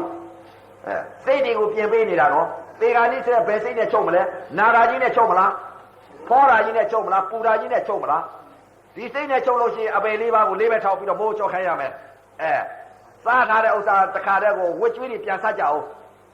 ဘုံလုံးတလဲငပြန်တလဲတဲ့ကိုကစားထားတဲ့ဥစ္စာပြန်ပြီးအစားခါအောင်ယုံနာကိုမြင်ရင်မြင်ယုံနာကိုသိရင်သိဥပါဒံလော့အောင်ရှုနိုင်ရင်ရှုမရှုနိုင်လို့ရှိရင်ဖြစ်ဒကာဒကာမပြလူဆယ်သိန်းသိလူတယောက်မှဖြစ်ဘူးပြန်ပြီးစားအောင်အစားခါအောင်ကြိုးစားပါသရာစိတ်တင်မှာရှစ်စိတ်ကလေးကတော်ရင်နောက်စိတ်ကတွန်းတယ်မလျှော့နဲ့မသေးလည်းမသေးနိုင်ဘူးအသက်တွေကြီးလာနေပြီကြံတော့ရောက်မလားတာပွေရောက်မလားအဲ့တော့ဘယ်နာရောက်မှလည်းမသိပါဘူးမိုးကောင်းတင်ញိုင်းရှိသလားတော့မသိဘူးကာမဲသုတ်တာသွားတော့သွားရမှာပဲဦးစင်တို့တော်ရတော့ဗာမြေကြီးမြောက်တယ်ဒီကတော့ဘရိုးလေးနဲ့မှုတ်တယ်ကြိုးစားကြဒကမာကြီးတွေသေကလည်းနီးနေပြီငါတို့ဟေးခရီးမြဲပဲဟာသမီးတို့သားတို့ရေငါသေးရင်လေဥပါဒံလွတ်နေပြီငါဝေဒနာကိုတဏှာလွတ်နေပြီဝေဒနာကိုငါဥပါဒံလွတ်နေပြီငါဘယ်စိတ်နဲ့သိမလဲဝေဒနာသည်နာဤလက္ခဏာခံစားပြီးပြတ်တဲ့သဘောတရားလေးနဲ့ငါသိတော့မယ်ငါခရီးမြဲပြီသိရင်ငါကဒါခရီးယူလိုက်ပြီငါဒါနလည်းအာမကိုဘူးသီလလည်းအာမကိုတော့ဘူးအတိတ်နဲ့အနာဂတ်ကိုငါအာမကိုတော့ဘူးဟေ့ပြစ္ဆုတ်ပါယုံနာကိုငါအာကိုတော့မယ်ဆိုတာအဲ့ဒါခရီးမြဲတယ်လို့ခေါ်တယ်အနမောလို့ရှိရင်ဒါနာလေးအာကိုသီလလေးအာကိုလေးပဲထောက်ရက်ဆဲမယ်မရှိတာလေးအာကိုရှိတာကတော့ဗာလဲခန္ဓာမှာယုံနာကိုတော့မသိဘူးဒီကနေ့သိရမလားနတ်ဖန်သိရမလားတော့မပြောရဘူးသိတော့သိရမှာပဲကတ်ကြီးကတော့လာပြီဗျာအဲ့တော့ဒီကတ်ကိုနိုင်အောင်တိုက်ဗျာရဲသေးကြငါတင်နေငါကြောင်စားကြံနေငါဘုရားခဲ့မယ်တဲ့နောက်ပိတ်ဆုံးသာသနာဗျာဝိမု ക്തി ခေဗျာအခုကနောက်ပိတ်ဆုံးသာသနာဘယ်ငါများကြာမယ်ထင်တဲ့ကတ်တော့ချပြီလော့အောင်ယုံနိုင်ရင်ယုံသမာဓိရှိတဲ့ပုဂ္ဂိုလ်တရားကဲမယ်သစ္စာလေးပါးတရားတော်များတည်ရတဲ့ပုဂ္ဂိုလ်ဘုရားကဲမယ်အဲ့တော့ရဲသေးကြငါတင်နေငါကြောင်စားကြံနေငါဘုရားကဲမယ်တဲ့ရှေ့ကပြည့်ညတ်တွေကထွက်တယ်နောက်ကအခုပရမသစ္စာလိုက်ပြီပရမသစ္စာလိုက်ပြီဘယ်ငါများကြာမယ်ထင်ရတယ်သီလသမာဓိပညာပြည့်စုံတဲ့ပုဂ္ဂိုလ်ကြီးတွေမှာငါးပါးသီလမြဲတဲ့မဟာသောတာပန်ကြီးတွေကြံလိမ့်မဗျာသမာဓိရှိတဲ့ပုဂ္ဂိုလ်တွေတရားကယ်လိမ့်မဗျာသစ္စာလေးပါးရတဲ့ပုဂ္ဂိုလ်ဘုရားကယ်လိမ့်မဗျာအခုတရားထိုင်တဲ့ပုဂ္ဂိုလ်တွေကတော့ဗာလေတဲ့ဘုရားကယ်မှာပါဗျာဘာလို့ဘုရားအလုပ်လုပ်နေတာကိုဘုရားအလုပ်လုပ်ရင်ဘုရားကယ်မယ်ဘုရားအလုပ်မှမလုပ်လို့ရှိရင်ဘလူကကယ်မလဲဘလူကယ်လိမ့်မဗျာဘလူတွေလာပြီဗျာအဲ့တော့ရက်တဲ့ကြားခြောင်ကြကြံတဲ့ငါကြောင်စားတဲ့ကြံတဲ့ငါဘယ်ငါတွေကြာမလဲတဲ့ဓမ္မတာငါတွေကြောင်ကစားလိမ့်မဗျာသာသနာဝင်တဲ့ပုဂ္ဂိုလ်သာသနာငါမှဘုရားသာသနာဝင်တဲ့ပုဂ္ဂိုလ်မှဘုရားကယ်လိမ့်မဗျာကြိုးစားပြီးတော့ဒီမဲ့ဒီကတ်ကြီးကိုလွတ်မြောက်အောင်ယုံကြသမာဓိသာဥဆောင်ကြသေရမှာပဲအသေးစိုးတွေသေကြရလိမ့်မယ်ဘာကြောင့်လဲတဲ့တော်တော်ကြာကြာအိတ်ရတဲ့သေလိမ့်မယ်ဘာဖြစ်သေးမှလည်းမသိဘာလဲတဲ့ရက်တဲ့ကြာခြောင်ကြသွားပြီရက်တဲ့ကြာငါတင်ပြန်တော့လေတင်တယ်ငါကိုကြောင်ကစားအောင်မယ်သမာဓိရှိရင်ရှိမရှိလို့ရှိရင်ဖြင့်တော်တော်ကြာကြာတော့ပတ်ခနဲ့ပြက်ကြလိမ့်မယ်ဗျာကြိုးစားကြယောဂါတွေကများတယ်ထူးတယ်အဲ့တော့သမာဓိရှိလို့ရှိရင်သိလိမ့်မယ်သမာဓိပါမရှိလို့ရှိရင်ဖြင့်ရက်ထင်မယ်ပြေးပြီးတော့တောက်လျှောက်ကြီးရက်ထင်တာပဲအဲ့တော့ကြိုးစားပြီးတော့တိုက်ကြရှောက်မပိန်တဲ့ဓမ္မကြီးတွေတရားရေးကြည့်တယ်နော်တရားဝရိယတတိသမာဓိပညာဘုံ၅ပါးရှိဖြစ်လာတဲ့အချိန်ကသိကျင်တဲ့သိရောအယုတ်ကြည်ကြည်ခန့်ခါဒီဒုက္ခကြီးမှငါမကုံမဆုံးမချက်ငါမထတော့ဘူးဒီတထိုင်နဲ့ပြက်ချင်တဲ့ပြက်သိလည်းမသိနိုင်ပါဘူးစွဲနေလို့ဥပါဒဏ်ကြီးယုတ်ကသူ့သဘောနာကသူ့သဘောယုတ်ကသူ့သဘောနဲ့သူဖောက်ပြန်တယ်နာကသူ့သဘောနဲ့သူခံစားတယ်နာတာကဘယ်ကလာတယ်ကြိုက်တာကဘယ်ကလာတာလဲငါမရှိတာကိုအရှိမထင်နဲ့ရှိတာကဘာလဲဖောက်ပြန်တဲ့သဘောခံစားတတ်တဲ့သဘောနာယုတ်တာရှိတယ်အဲ့ဒီနာယုတ်ကိုသာသိရဝေဒနာတစ်ခုပေါ်လာရင်နာကိုသိနာဤလက္ခဏာဘာလဲခံစားပြီးပြက်တယ်အဲ့ဒီခံစားပြီးပြက်တဲ့သဘောကိုသိ လူတိုင်းနဲ့မသိဘူးလားတဲ့ခံစားပြီးပြတို့လည်းခံစားပြီးပြတာပဲတင်းနာကြီးပေါ်လာတော့နားလိုက်တာလို့ပြီးအဲသွားရောလေးဘက်ထောက်မကြည့်မှမရှင်းမဲကိုလူတိုင်းသိတာပေါ့ဖောက်ပြန်တဲ့သဘောခံစားတဲ့သဘောအလေးအကျင့်မလုပ်ဘူးနာရာကြီးပဲပေါ်လာတော့ကိုယ်ခန္ဓာကိုယ်ကနေပြီးတော့ကြိုက်လာတယ်ဆိုတော့ကြိုက်တာကြီးပဲသွားသိလိုက်တယ်လက်ဦးတော့ကတော့တင်ညာနဲ့သိတယ်ဖောက်ပြန်တဲ့သဘောခံစားတဲ့သဘောတင်ညာပညာမဟုတ်ဘူးပညာဖြစ်အောင်ဟုတ်ရှုခိုင်းတာသမာဓိရှိအောင်သမာဓိကြောင့်ပညာဖြစ်အောင်လို့အလေးအကျင့်ဝစီဘောဝယ်ခိုင်းတာခဏသိကြည့်ခိုင်းတာဒီလိုမှသေမှမကြည့်ဘူးပဲနဲ့ရုပ်ဝေဒနာအစအလေအဆုံးကိုအတိလေးမှမဆုံးဘူးတဲ့ပုဂ္ဂိုလ်မှန်သမျှကတော့ဘယ်ကလာပြီးတော့ဒီမှာယုံနာသိပါလဲယုံနာသိတယ်ဆိုတာလည်းကားပြောတာပညာပဲသိတယ်ပညာဖြစ်အောင်လို့အခုကအရှုခိုင်းတာသေတတ်အောင်လို့ကိုယ်ခန္ဓာကိုယ်ကကိုယ်ရုပ်ဝေဒနာအစအလေအဆုံးကိုအတိလေးဆုံးသွားပြီဆိုဘယ်လိုသိလဲကျင့်တဲ့ပုဂ္ဂိုလ်မှသိတာမကျင့်တဲ့ပုဂ္ဂိုလ်ဘယ်မှာသိမှာငါတော့ခဏသိပြီးပြီဟေ့ဒုက္ခကုံဆုံးသွားပြီဟေ့ကာယဝေဒနာစိတ်ဓာတ်ကာယသတိပဋ္ဌာန်ကနေပြီးတော့ဝေဒနာသတိပဋ္ဌာန်နာမ်ပြောင်းတယ်ဝေဒနာကြီးကုံဆုံးသွားတော့စိတ်ဓာတ်သတိပဋ္ဌာန်ရောက်သွားပြီစိတ်ဓာတ်သတိပဋ္ဌာန်တစ်ချိန်တစ်ခါရောက်ဘူးတဲ့ပုဂ္ဂိုလ်အပေတကာပိတ်သွားပြီလွတ်သွားပြီဘာကြောင့်လဲခဏသိပြီးပြီလေကြိုးစားကြတထိုင်နဲ့ရတယ်နော်မလျှော့နဲ့အယုတ်ကြည်ကြည်ရေခမိုးလေးညင်လဲမေးစီတော့တို့ပြာရအောင်မှာပဲလို့ဒီလိုစိတ်မထားနဲ့ဒီဒုက္ခကြီးကမိုးလေးညင်လဲတို့နိဗ္ဗာန်သွားရအောင်လုပ်တယ်ဥစ္စာဟောရွှေမန်းတယ်မောင်တို့ဗျာစိတ်အောင်မင်းတို့တော့တညာလုံးထိုင်ပြီးတော့တခါတည်းငရဲကြမယ်ဟာတော့တညာလုံးထိုင်ကြည့်နိဗ္ဗာန်သွားမယ်လို့နတ်ပြည်သွားမယ်လို့ဟာတော့တညာလုံးမထိုင်နိုင်ဘူးလားရွှေမောင်းတယ်မောင်တို့ဗျာမသွားရတာဗျာငရဲကိုအဲ့ထဲဗျာလေးဖြတ်သိမယ်ဆိုရင်တန်းသွားရောငရဲဘယ်စကုတ်ထဲဗျာလေးဖြတ်သိမယ်ဆိုသွားရောငရဲအခုဒီမဲ့ဒီချိန်သေးပါဖြစ်တယ်ကြောက်သလားမကြောက်နဲ့သိရင်လည်းသိရောဟာဆိုပြီးသိရင်သိအခုနေသိရင်ပဲသွားမလဲနာလေးအပြင်းမဲ့မထွက်တော့ဘူးရုပ်ဝေဒနာခံစားနေပြီကဲဘယ်စိတ်တွေရှိသေးလဲကိလေသာစိတ်တွေရှိသေးလားမျက်စိကဒီမဲ့ဘယ်စကုတ်ကြည့်ကျင်သေးသလားအသာပါရတော့အသာလေးနားထောင်ကျင်သေးသလားမွေးတယ်သိနေလို့နားကျင်သေးသလားချိုးတယ်ချင်းတယ်ဆိုအရသာလေးစားကျင်သေးလားပါရတော့အတူလေးကိုတွေ့ကျင်သေးလားနာဝေဒနာခံစားနေပြီဒုက္ခဝေဒနာခံစားနေပြီအဲ့တော့ကျိုးစားပြီးတော့ရုပ်ဝေဒနာအစအလေအဆုံးကိုအတိလေးဆုံးအောင်လိုက်တာဒုက္ခဝေဒနာကုံဆုံးသွားအယုတ်ကြည်ကြည်ဤခံပြက်ချင်တဲ့ပြက်လူသေးသေးမသေးတရားရဟာဆိုပြီးတော့အဲ့ဒီစိတ်ကိုသရာစိတ်ထားမသေးလည်းမသေးနိုင်ဘူးအခုနေသေးသွားရင်ဘာဖြစ်လဲဒီတရားထိုင်နေလို့သေရပယ်သွားမလဲနတ်ပြည်သွားရောတရားထိုင်တော့ရှေ့ကဟိုယဟန်တစ်ပါးဟာတည်းပဲတရားထိုင်နေရင်တခါသေသွားရောသေသွားတော့နတ်ပြည်ရောက်သွားတယ်နတ်သားဖြစ်တယ်နတ်သမီးတွေကဟိုပန်ကြီးပြတယ်လို့ပေါ့အခုနေသေရဘာဖြစ်လဲနတ်ပြည်သွားရောမထိုင်တဲ့ပုဂ္ဂိုလ်ကတော့ဘယ်သွားလဲလိတ်ကြသွားဘယ်ကြမလဲတော့မပြောတာမထိုင်တဲ့ပုဂ္ဂိုလ်ထိုင်တဲ့ပုဂ္ဂိုလ်တွေသေပါဗျာအခုနေဘယ်သွားမလဲနတ်ပြည်သွားရုံပေါ့အဲ့တော့ကြိုးစားကြသရာစိတ်တင်ရှင်းစိတ်ကလေးကတော်ကျင်နောက်စိတ်ကလေးကတော်တင်အယုတ်ကြည်ကြည်ခံပြက်ချင်တဲ့ပြက်ရောဆိုတော့ဒီစိတ်ကိုထားသေလည်းမသေနိုင်ဘူးအဝိဇ္ဇာနဲ့ဝိဇ္ဇာနဲ့စစ်တိုက်တာပဲအဝိဇ္ဇာစိတ်ကိုအာမသာသေးနဲ့အဝိဇ္ဇာစိတ်ကဘယ်စိတ်လဲတဲ့တော်လားငါတော့နားလိုက်တာတော်မှပဲဆိုတော့အဲ့ဒါအဝိဇ္ဇာစိတ်ပဲအဲ့ဒီစိတ်ကအဘယ်သွားမလဲဝိဇ္ဇာစိတ်ကမဆုံးနဲ့သူ့ကိုဖိထားဝေဒနာဒီနာမယ်နားရဲခိုက်တယ်မှမဟုတ်ပဲဒီဒုက္ခကြီးကကုံဆုံးအောင်တိုက်မယ်ဆိုတော့အဲ့ဒါဝိဇ္ဇာအဝိဇ္ဇာနဲ့ဝိဇ္ဇာနဲ့စစ်တိုက်နေတာအခုကြိုးစားပြီးတော့ရှင်းစိတ်နဲ့နောက်စိတ်တွန်းရှင်းစိတ်ကလေးကတော်ကျင်တဲ့စိတ်ကလေးဖြစ်ပေါ်လာရင်နောက်စိတ်ကလေးကနေပြီးတော့တွန်းတက်လာငါမဟုတ်ပဲနားရဲခိုက်တယ်လို့မရှိဝေဒနာဒီနာလာရှိနာဣလက္ခဏာခံစားပြီးပြက်တယ်နားရဲခိုက်တယ်ထုံတယ်ဆိုတော့မရှိတဲ့စိတ်ရှိတာကဘာလဲဝေဒနာဒီနာဣလက္ခဏာခံစားပြီးပြက်တယ်လို့ဒီစိတ်ကသိတာအဲ့ဒါဘာလဲတဲ့သူကလေးဘုံနတ်ပြည်၆ထပ်သွားမယ်စိတ်အဲ့ဒါအသေးတတ်ဖို့ဟာကိုစိတ်ကလေးတွေပြင်ပေးနေတာဒီစိတ်ကိုသိပါမှဆုံးဖြတ်တဲ့ဉာဏ်ကိုပညာဖြစ်ပါမှဆုံးဖြတ်တဲ့ဉာဏ်အပယ်သွားတဲ့စိတ်လည်းမသိနတ်ပြည်သွားတဲ့စိတ်လည်းမသိဗြဟ္မာ20သွားတဲ့စိတ်လည်းမသိနိဗ္ဗာန်သွားတဲ့စိတ်လည်းမသိလို့ရှိရင်တရားပြလို့ဖြစ်ပါအဲ့ဒီတော့ဒကာဒကမများကြိုးစားပြီးတော့အပင်မခံပြီးတော့အပယ်လေးပါလော့အောင်လို့စိတ်တွေပြင်ပေးတာစိတ်တသသေးုံပွဲကြိုးစားကြတထိုင်နဲ့လွတ်မြောက်သွားနားတယ်ကြိုက်တယ်လို့ဒီလိုမသတ်မှတ်နဲ့ဒီလိုသတ်မှတ်နေရင်လူတစ်သိန်းစီလူတစ်ယောက်ဖြစ်ဘူးသိထားတာကနားတယ်ကြိုက်တယ်လို့သိထားတဲ့စိတ်တွေဒီစိတ်တွေကဘာလဲဥပါဒံတရားတွေမရှိတဲ့စိတ်တွေရှိတဲ့စိတ်ကဘာလဲဝေဒနာလိနာနာဣလက္ခဏာဘာလဲခံစားပြီးပြက်တယ်အဲ့ဒီစိတ်တွေကိုသိတာဒါမှလွတ်မြောက်ကြမယ်အပေကအလုံးမလို့ရှိရင်မလွတ်ပါဘူးဗျာကြိုးစားကြတစ်ထိုင်နဲ့လွတ်မြောက်သွားရှင်းစိတ်ကလေးကတော်ရင်နောက်စိတ်ကတွန်းတယ်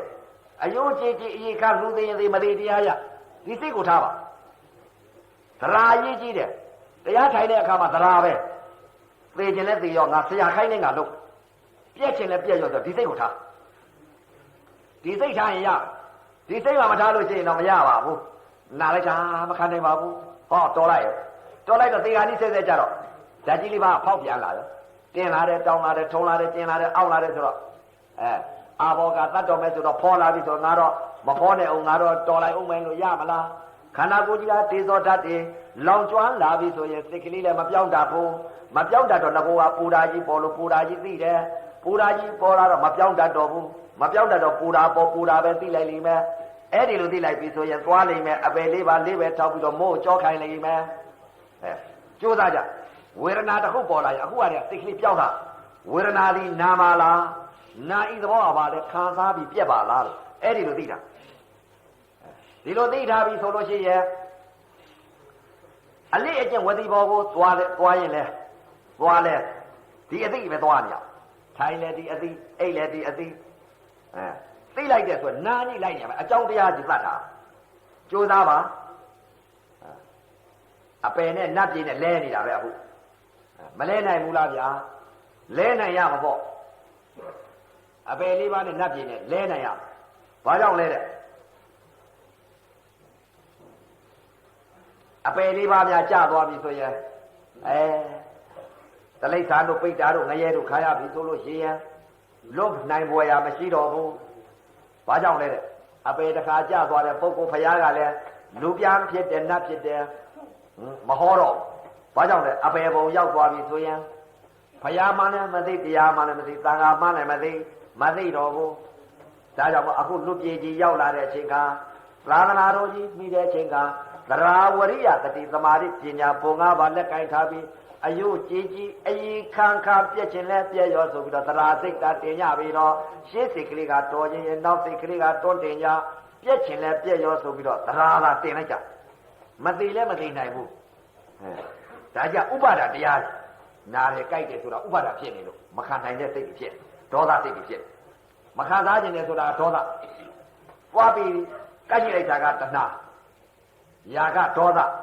တွေဖြစ်ကုန်ဒီစိတ်တွေအပေသွားတယ်အဲ့တော့ဒီစိတ်တွေကိုသိပါမှမသိလို့ရှိရင်သွားရောဗျာကြိုးစားကြလျှော့မပေးနဲ့နော်တထိုင်နဲ့လွတ်မြောက်သွားအောင်ဝေဒနာပြင်းလေးရှူသွားအဲ့တော့မှနာဖြစ်တဲ့သဘောတရားကိုသိလာတယ်နာဟာဒုက္ခဝေဒနာမခံစားကြတော့ဘယ်ပြည့်သိလဲနာတိပြပြည့်သိလဲနာတိပြပြည့်သိတာကဒုက္ခဝေဒနာကိုသွားသိလိုက်တာဒုက္ခနာတရားသည်သူ့သဘောဘာလို့ကလဲဒုက္ခခံစားနေတဲ့သဘောကိုတွေ့တယ်သူ့သဘောကဒါပဲရှိတယ်ခံစားပြီးပြက်တာပဲရှိတယ်ဘာကိုခံစားလဲဒုက္ခခံစားတယ်ဒုက္ခဝေဒနာတော့နာကမခံစားကြဘူးဒုက္ခကြတော့ဒလတကြီးခံစားအဲ့တော့နာဣလက္ခဏာသဘာဝကခံစားပြီးပြက်တဲ့သဘောတရားတစ်ခုတည်းသာသိတာခံစားပြက်ဒါသာသိတာမလွတ်နဲ့ဒီသီးလေးလိုက်တာဝေဒနာကိုနာလာသိတာတင်းနဲ့တောင်းနဲ့ထုံနဲ့ကျင်းနဲ့အောင့်နဲ့လို့ဒီလိုသွားမသိနဲ့ဒီလိုသွားပြီးရင်မိစ္ဆာဒိဋ္ဌိသမာဓိဋ္ဌိကဘာလဲဝေဒနာဒီနာဣလက္ခဏာဘာလဲခံစားပြီးပြည့်တယ်ဆိုတာအဲ့ဒီလိုသိလိုက်တာကဝေဒနာပေါ်မှာအဲ့ဒီလိုသိလိုက်တာကသမာဓိဋ္ဌိမိစ္ဆာဒိဋ္ဌိကနာလိုက်တာကလိုက်တာထုံလိုက်တာကျင်းလိုက်တာပူကြအေးလိုက်တာဆိုတော့မိစ္ဆာဒိဋ္ဌိအဲ့ဒါအဘယ်သွားသမာဓိဋ္ဌိကဘာလဲဝေဒနာတစ်ခုပေါ်လာရင်ဝေဒနာဒီနာဣလက္ခဏာဘာလဲခံစားပြီးပြည့်တယ်အဲ့ဒီကဘာလဲတဲ့အဲ့ဒီလိုသိလိုက်တဲ့စိတ်ကလေးကဘာလဲတဲ့သမာဓိဋ္ဌိအဲ့ဒီသမာဓိဋ္ဌိကဘာလဲတဲ့သုခရိဘုံနတ်ပြည်ကြောက်တာသွားဒီစိတ်နဲ့စိတ်ပဲရှိတယ်အကုသိုလ်စိတ်ကုသိုလ်စိတ်မိစ္ဆာဒိဋ္ဌိသမာဓိဋ္ဌိမိစ္ဆာဒိဋ္ဌိကအဘယ်ဖို့သမာဓိဋ္ဌိကသုခရိဘုံနတ်ပြည်ကြောက်တာဖို့အဲ့ဒီနှစ်စိတ်နဲ့ဘယ်စိတ်နဲ့သေရမလဲဆိုတာအဲ့ဒါဂတိမြဲအောင်လုပ်ပြဂတိမှမမြဲလို့ရှင်သွားလိမ့်မယ်ဗျအဲ့ဒါစိတ်တွေပြင်ပေးနေတာဝိပဿနာယောဂီပုဂ္ဂိုလ်တွေကြိုးစားကြသရာစိတ်တင်ရှင်းစိတ်ကတော်ရင်နောက်စိတ်ကတွန်းတယ်အယုံကြည်ခံသိခြင်းနဲ့သိရောဆိုဒီစိတ်ကတော်တော်ကြာနဲ့သိရမှာပဲတော်ကြာနဲ့ဒီဝေဒနာခံရမယ်အခုကတည်းကဒီမှာသိကြီးခံပြီးဒီဝေဒနာကိုအလေးအကျင့်ဝတိဘောဝင်လာတာသေတတ်ဖို့ကဝတိဘောဝင်နေတာဒီလိုမှဝတိဘောမှမဝင်မဲ့တရားကြီးစဲကြတော့စိတ်ကလေးပြောင်းလို့ရပါဘူးအရိယသူတော်ကောင်းများကတော့ဝတိဘောဆိုတာဗာလေအလေးအကျင့်လုပ်နေတာသာအာနဲ့လူလည်းဝတိဘောသာအားနေတာပဲဟောသာရတယ်အခုတရားနှလုံးကျင့်ကြအထုတ်တဲ့ပုဂ္ဂိုလ်လည်းပဲဒီရုပ်ဝေဒနာကိုစိတ်ကလေးကအကုသိုလ်စိတ်ကိုကုသိုလ်စိတ်ကိုပြောင်းနေနာတယ်ကြိုက်တယ်ထုံတယ်ကျင်တယ်အောက်တယ်ဆိုတဲ့အကုသိုလ်အပယ်လေးပါဆင်းမဲ့စိတ်ကိုကုသိုလ်စိတ်ဖြစ်အောင်ကိုရုပ်ဝေဒနာဖောက်ပြန်နေတဲ့ဝေဒနာတွေကိုဝေဒနာဒီနာမလားလို့ဆိုပြီးတော့အဲ့ဒီမှာဒီစိတ်ကိုပြောင်းတာဒါကြောင့်မလို့ သေဃာတိဆဲဆဲမှာစိတ်တွေကိုပြောင်းတယ်အရိယာများစိတ်ပြောင်းတာဘယ်စိတ်ကနေပြီးဘယ်စိတ်ပြောင်းလဲဆိုတာအကုသိုလ်စိတ်ကုသိုလ်စိတ်အကုသိုလ်စိတ်ကနေပြီးကုသိုလ်စိတ်ကိုပြောင်းတာအဲ့ဒီလိုစိတ်တွေကိုသိပါမှာနာတယ်လို့ကဲသိနေပြီးအကုသိုလ်စိတ်ဖြစ်နေတင်းတယ်လို့သိလိုက်ရင်အကုသိုလ်စိတ်ဖြစ်သွားတယ်ခန္ဓာ၅ပါးဖြစ်ကုန်အဲ့တော့ဒီစိတ်တွေမဖြစ်အောင်အခုဟာတွေကကြိုးစားပြီးတော့ရှင်းစိတ်နဲ့နောက်စိတ်တွန်းတယ်ပေခြင်းနဲ့ပေရောပြက်ခြင်းနဲ့ပြက်ရောသရာစိတ်ထား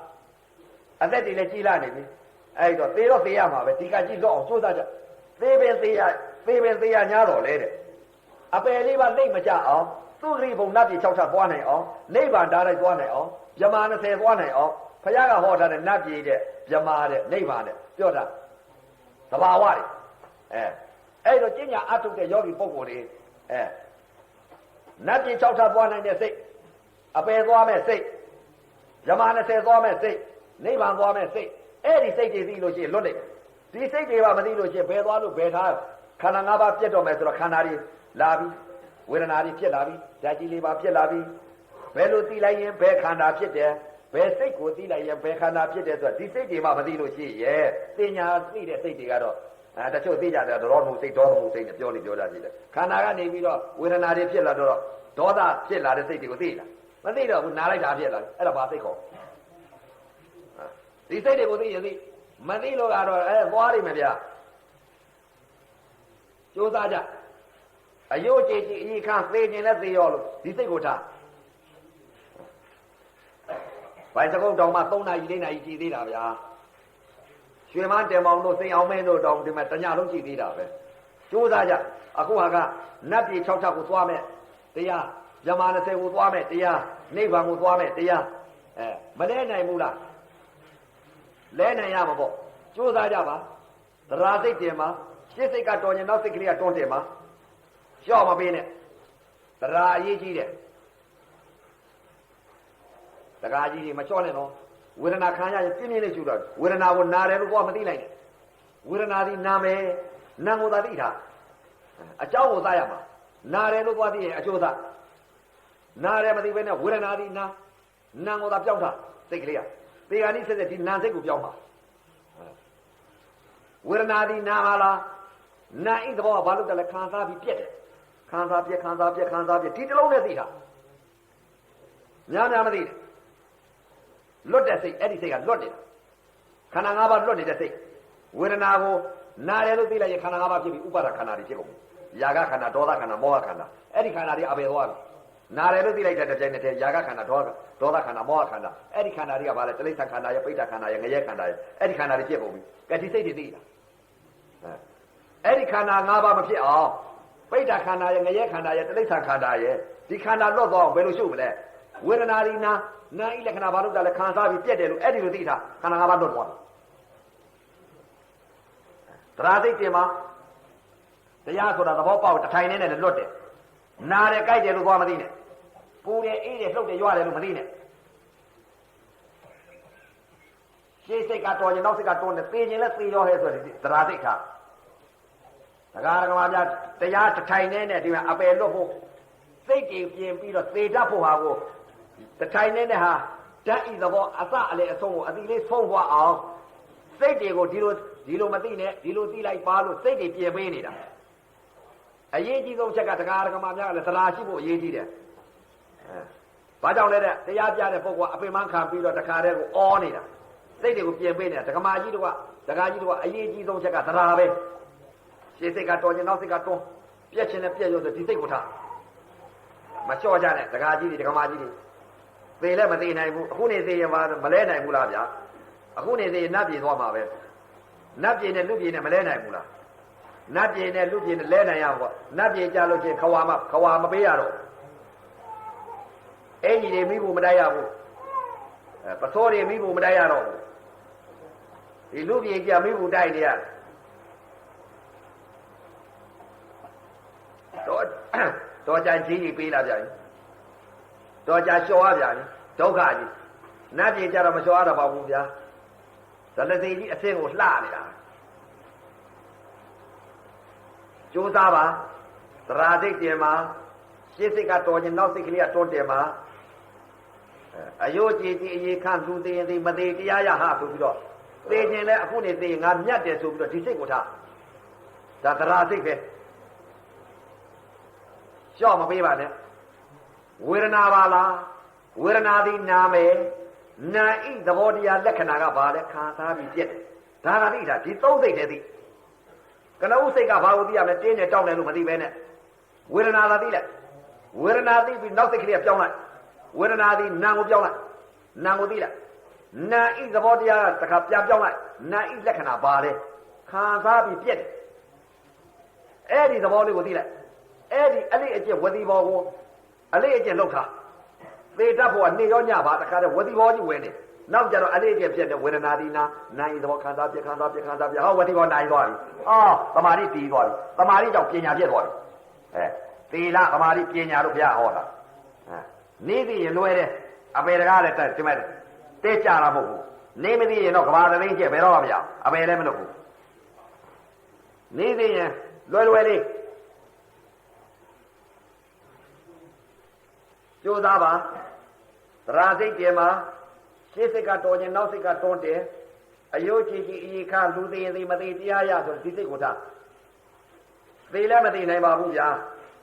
ဥပါဒါကြီးဖြစ်နေလို့မခံနိုင်ဘူးဆိုတဲ့စိတ်ဝေဒနာပြင်းပြင်းလေးရှူသွားရှော့မပေးနဲ့ပြင်းပြင်းလေးရှူသွားနာတယ်ကြိုက်တယ်လို့ပြောပြီးစိတ်မကြဝေဒနာသည်နာလာသိတာရှော့မပေးနဲ့အခုခဏသိကြည့်တာ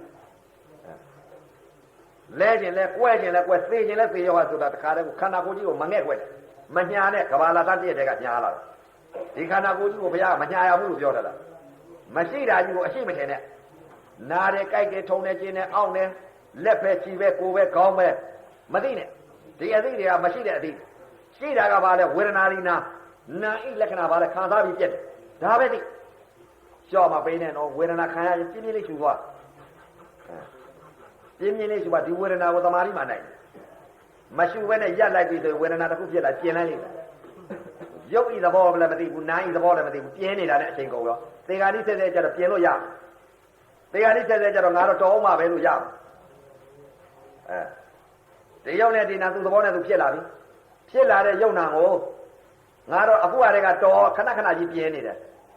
တော်ကြပြင်းလိုက်တော်ကြပြင်းလိုက်တော်ကြပြင်းလိုက်နဲ့ပြင်းတယ်ရုပ်ဝေဒနာကိုသူသဘောသိရအောင်အစအလေအဆုံးကိုသိရအောင်လိုက်သူသဘောကိုလိုက်ကြည့်ဒါကြောင့်သူသဘောလိုက်ကြည့်တာ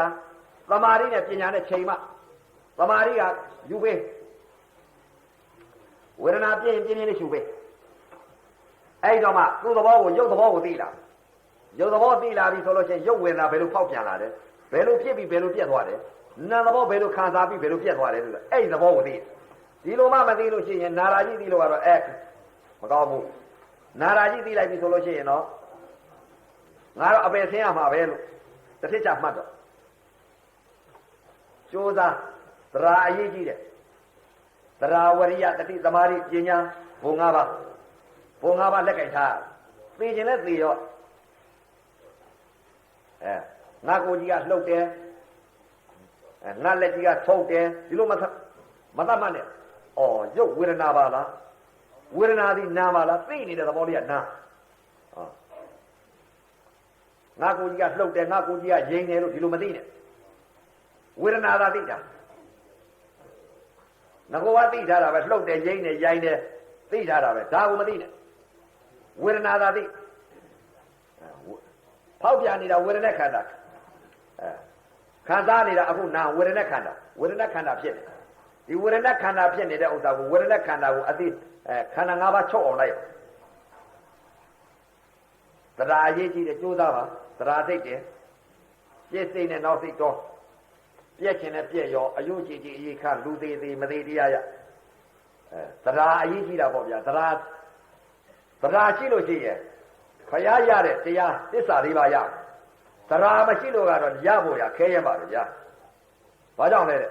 ခရကဘုံ၅ပါးဆိုထားတာသရာဘုံဝရိယဘုံတတိဘုံသမာဓိဘုံပညာဘုံတဲ့ဟောဘုံ၅ပါးဒီဘုံ၅ပါးစိတ်ကဘယ်စိတ်တွေလဲလို့တခါပြန်စစ်သရာဘုံဆိုတာပြင်းလည်းမပြင်းတဲ့သူ့သဘောကိုလိုက်တယ်သိခြင်းနဲ့သိရောဒီဒုက္ခကြီးဖြစ်လာပြီဒီရုပ်နဲ့ဒီနာဖြစ်လာပြီ ဒီယုံနဲ့ဒီနာဖြစ်လာယုံသဘောနဲ့သိအောင်နာသဘောနဲ့သိအောင်ငါအစနဲ့အလယ်နဲ့အဆုံးနဲ့အသိဆုံးအောင်ငါလိုက်မယ်ဆိုတဲ့ဥစ္စာအဲ့ဒါသိရင်လည်းသိရောဆိုတာအဲ့ဒါသရာပဲအဲ့ဒီစိတ်ကသရာစိတ်ခေါ်အဲ့ဒီစိတ်ဖြစ်နေတာသရာစိတ်ဝရိယဆိုတာဘယ်စိတ်လဲနာကလေးအပြင်ဘက်ထွက်မှာဆိုလို့ထိမ့်သိမ့်စောက်ရှောက်ပြီးတော့ထားတာအပြင်ဘက်မထွက်ရအောင်အဲ့ဒါဝရိယစိတ်သရာဘုံဝရိယဘုံတဲ့အပြင်ဘက်ထွက်လို့ရှိရင်ဥပါဒာနဲ့ဖြစ်မှာဆိုလို့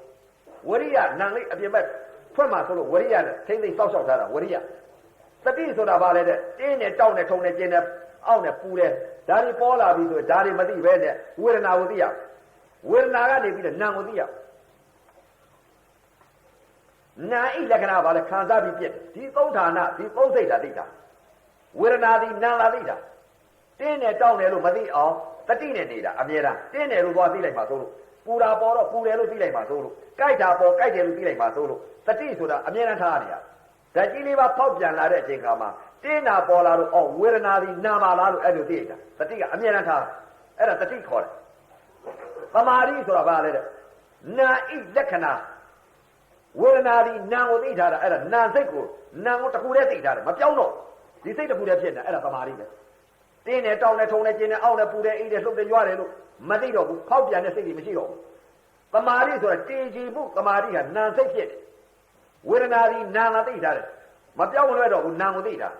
အဲ့ဒါဘာလဲသမာဓိပဲသမာဓိကနေပြီးတော့ပညာတဲ့ဘယ်ရလဲတဲ့နာဣလက္ခဏာသဘောကဘာလို့တတ်ခံစားပြီးပြက်အဲ့ဒီခံစားပြီးပြက်တဲ့သဘောတရားလေးကိုခန္ဓာ၅ပါးလွတ်သွားတဲ့စိတ်ကလေးကိုသိရတယ်ခံစားပြီးပြက်တယ်လို့ဒီလိုသိရတယ်အဲ့ဒီသိတာဘာလဲတဲ့ဝိဇ္ဇာပညာပဲသရာစိတ်ဝရိယစိတ်တတိစိတ်သမာဓိစိတ်ပညာစိတ်အဲ့ဒါဘုံ၅ပါးခေါ်တယ်အဲ့ဒါဘုံ၅ပါးစာထဲကဘုံတွေတော့မသိပါဘူးဗျာ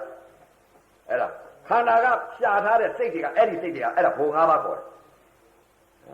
အဲ့ဒီစိတ်တွေကိုသိပါမှဒီစိတ်တွေမှမသိလို့ရှိရင်ဘယ်လိုလုပ်လူတိုင်းလည်းမသိဘူးလားတဲ့သရာဘုံဝရိယဘုံတတိဘုံသမာဓိဘုံဘုံ၅ပါးလက်ကိုက်ထားအဲ့ဝိပဿနာယောဂီပုဂ္ဂိုလ်တွေဒီစိတ်တွေသိလာပြီဆိုတော့ဟောဒါသရာစိတ်ပဲဒါကဝရိယစိတ်နာလေးထွက်သွားပြီးတော့အာဒါဝရိယနဲ့ထား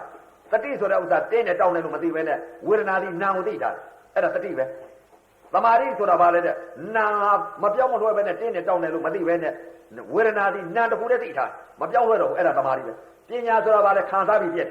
အဲ့ဒီဘာလဲတဲ့ဒီစိတ်တွေသိထားတော့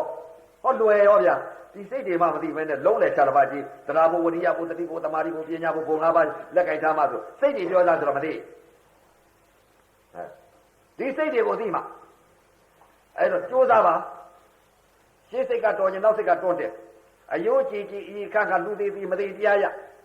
သရာဝရိယတတိသမာဓိပညာဘုံ၅ပါးလက်ကင်ထားပြီးတော့တခါတည်းကိုဒီစိတ်တွေကိုသိသွားကြော့မပေးနဲ့ဟာသိခြင်းလည်းသိကားလည်းလိုက်ဖို့မှာပဲပွဲတွေကြည့်နေတာတော့ဗျာဘိုင်စကုတ်တွေကြည့်ဇာပွဲကြီးတွေကြည့်အဲ့ချင်လို့လားအဲ့ဒီမှာအပယ်ငရဲကိုသွားမဲ့စိတ်ပိဋ္ဌာဖြစ်မဲ့စိတ်ပိဋ္ဌာဖြစ်မဲ့ခန္ဓာငရဲခါရမဲ့ခန္ဓာတလိ္ဆာဖြစ်မဲ့ခန္ဓာတော့တညလုံးတခါတည်းမိုးနေကြည့်အခုဟာနတ်ပြည်6ထပ်သွားမယ်ယမ20သွားမယ်နိဗ္ဗာန်တရားတိုက်သွားမယ်အဲ့ဒါကြတော့မလုံနိုင်ဘူးလားလုံနိုင်ရမှာပေါ့ကြိုးစားပါ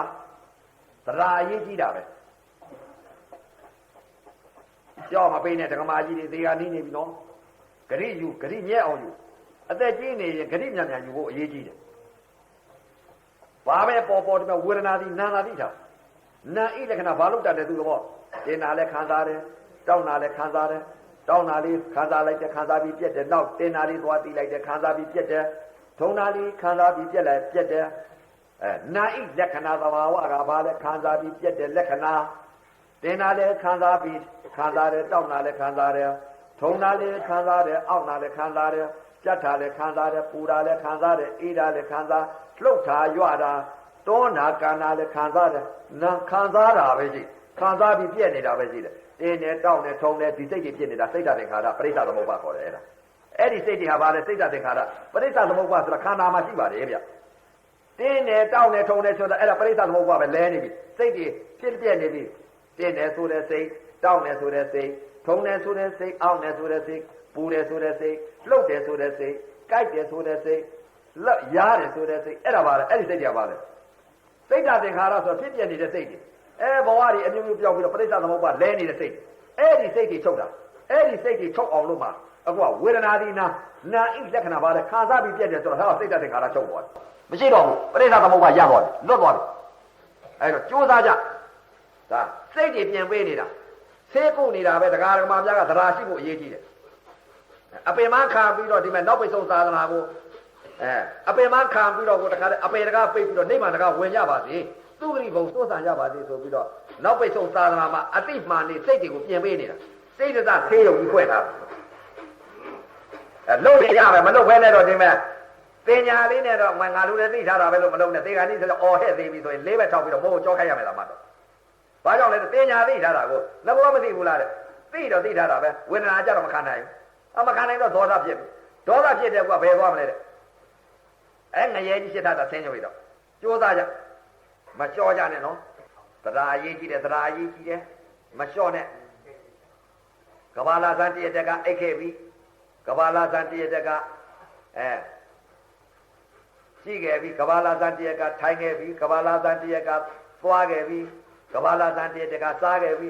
အခုတည်းကအိတ်တုံးအခုတည်းကစားတုံးအခုတည်းကကြီးတုံးကြိုးစားကြတရားတွေလွတ်မြောက်သွားအောင်တက္ကမကြီးအသေးကျင့်တာအခုတရားထိုင်တာဘာလို့ထိုင်တယ်လဲသူများပြောလို့ချင်းတို့တော့အသေးကျင့်နေတာဟေးသေတတ်ဖို့ပါခဏခဏသေကြည့်နေရတယ်ဒီစိတ်ကလေးဟာပြောင်းနိုင်ဖို့ဟာအလေးအကျင့်ဝတိဘောဝင်တာတို့တရားထိုင်တာဟေးအသေးကျင့်တာဟေးခဏခဏသေကြည့်နေရတယ်တို့တော့ဒီလိုပြောတရားထိုင်တဲ့ပုဂ္ဂိုလ်အသေးကျင့်တာတရားမထိုင်တဲ့ပုဂ္ဂိုလ်ကတော့အသေးဘယ်ကလာကျင့်တရားထိုင်တဲ့ပုဂ္ဂိုလ်ကအသေးကျင့်တယ်အသေးကျင့်တော့အသေးတတ်တယ်အနေမြတ်မဲ့အသေးတတ်တယ်ကြိုးစားကြလျှော့မပေးနဲ့ဝေဒနာကိုသိကြီးခါနာတယ်ကြိုက်တယ်လို့သွားမသိနဲ့နာတယ်လို့သိရင်ပိုနာလာမယ်ကြိုက်တယ်လို့သိရင်ပိုကြိုက်မယ်ပူတယ်လို့သိရင်ပိုပူလာလိမ့်မယ်အောင့်တယ်လို့သိရင်ပိုအောင့်လာလိမ့်မယ်ဥပါဒာကိုပူတယ်ကြိုက်တယ်ထုံတယ်ကျင်းတယ်အောင့်တယ်မသိပဲနဲ့ဖောက်ပြန်လာတဲ့သဘောတရားဝေဒနာသာသိလိုက်ကြဝေဒနာကနေပြီးနာကိုသိလိုက်ကြနာကိုသိပြီးတော့ခံစားပြီးပြက်တဲ့သဘောလေးကိုသိလိုက်ကြဟောသုံးစိတ်တယ်လက်ဦးစိတ်ကလေးကဘာကိုသိရမလဲဝေဒနာသိလိုက်ဝေဒနာကနေပြီးတော့နောက်စိတ်ကနေပြီးဝေဒနာကိုနာကိုသိလိုက်နာစိတ်ကိုပြောင်းလိုက်နာစိတ်ကနေပြီးတော့ဝေနာဤလက္ခဏာသဘာဝသူသဘောကဘာလောက်တတ်တယ်လဲခံစားပြီးပြက်တဲ့သဘောဒါသိလိုက်သုံးဖို့ဟောသုံးလို့သုံးစိတ်တယ်လွယ်လေး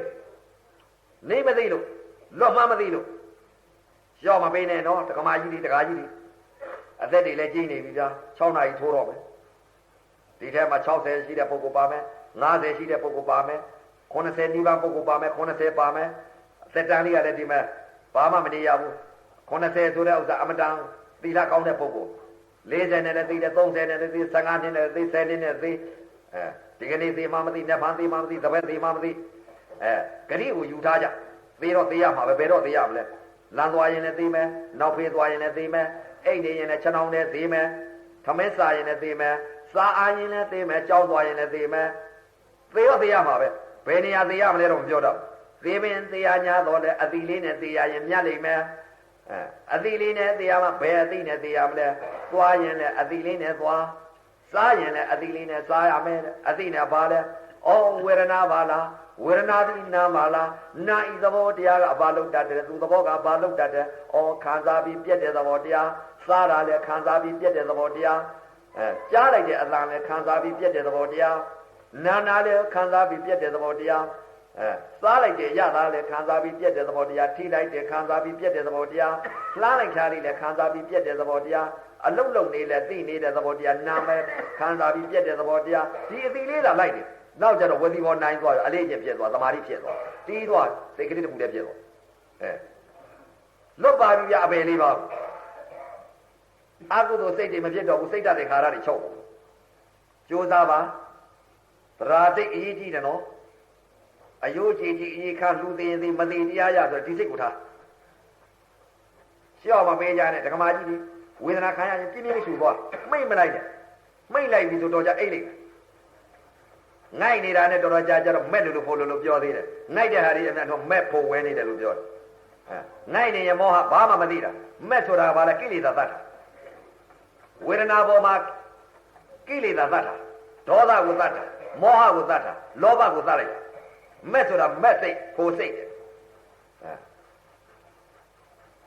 ရှေ့စိတ်နဲ့နောက်စိတ်ရှေ့စိတ်နဲ့နောက်စိတ်မက်စိတ်ဆိုတာပဲဟာလဲဝေဒနာတစ်ခုပေါ်လာတယ်ရှေ့စိတ်ကလေးကတင်းနေတောင်းနေလို့သွားသိလိုက်တင်းနေလို့တောင်းနေလို့သိလိုက်တာအဲ့ဒါဘာလဲတဲ့အကုသိုလ်စိတ်အဲ့ဒီအကုသိုလ်စိတ်ကနေပြီးတော့ဝိဇ္ဇာစိတ်ကဘယ်လိုရွှဲ့ဝေဒနာသည်နာမှာကွာတင်းနေတောင်းနေမဟုတ်ပါဘူးဟောမက်စိတ်က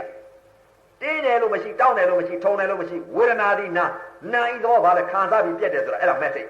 အကုသိုလ်စိတ်ကိုနောက်စိတ်ကနေပြီးတော့သတ်ပလိုက်အဲ့ဒါဘာလဲမက်စိတ်အဲ့ဒါတည်ငါသတ်ပလိုက်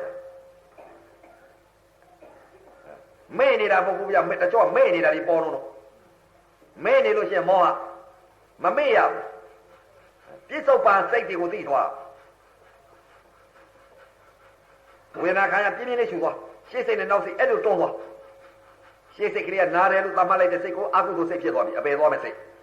နောက်စိတ်ကလေးကဝေဒနာသည်နိုင်တော့ခံစားပြီးပြက်တယ်အဲ့ဒါကဝိဇ္ဇာစိတ်အဲ့ဒီစိတ်ကဘာလဲမက်စိတ်ရှေ့စိတ်နဲ့နောက်စိတ်တွန်းရှေ့စိတ်ကအကုသိုလ်စိတ်နောက်ကကုသိုလ်စိတ်ရှော့မပေးနဲ့နော်ဒကမာကြီးတွေဒကာကြီးတွေကြိုးစားပေးခြင်းလဲပေးရောအယိုးကြီးကြီးအေးခါပြက်ခြင်းလဲပြက်ရောဆိုဒီစိတ်ကိုထားကဘာလာစမ်းတဲ့ကဒီခန္ဓာကြီးညားလာ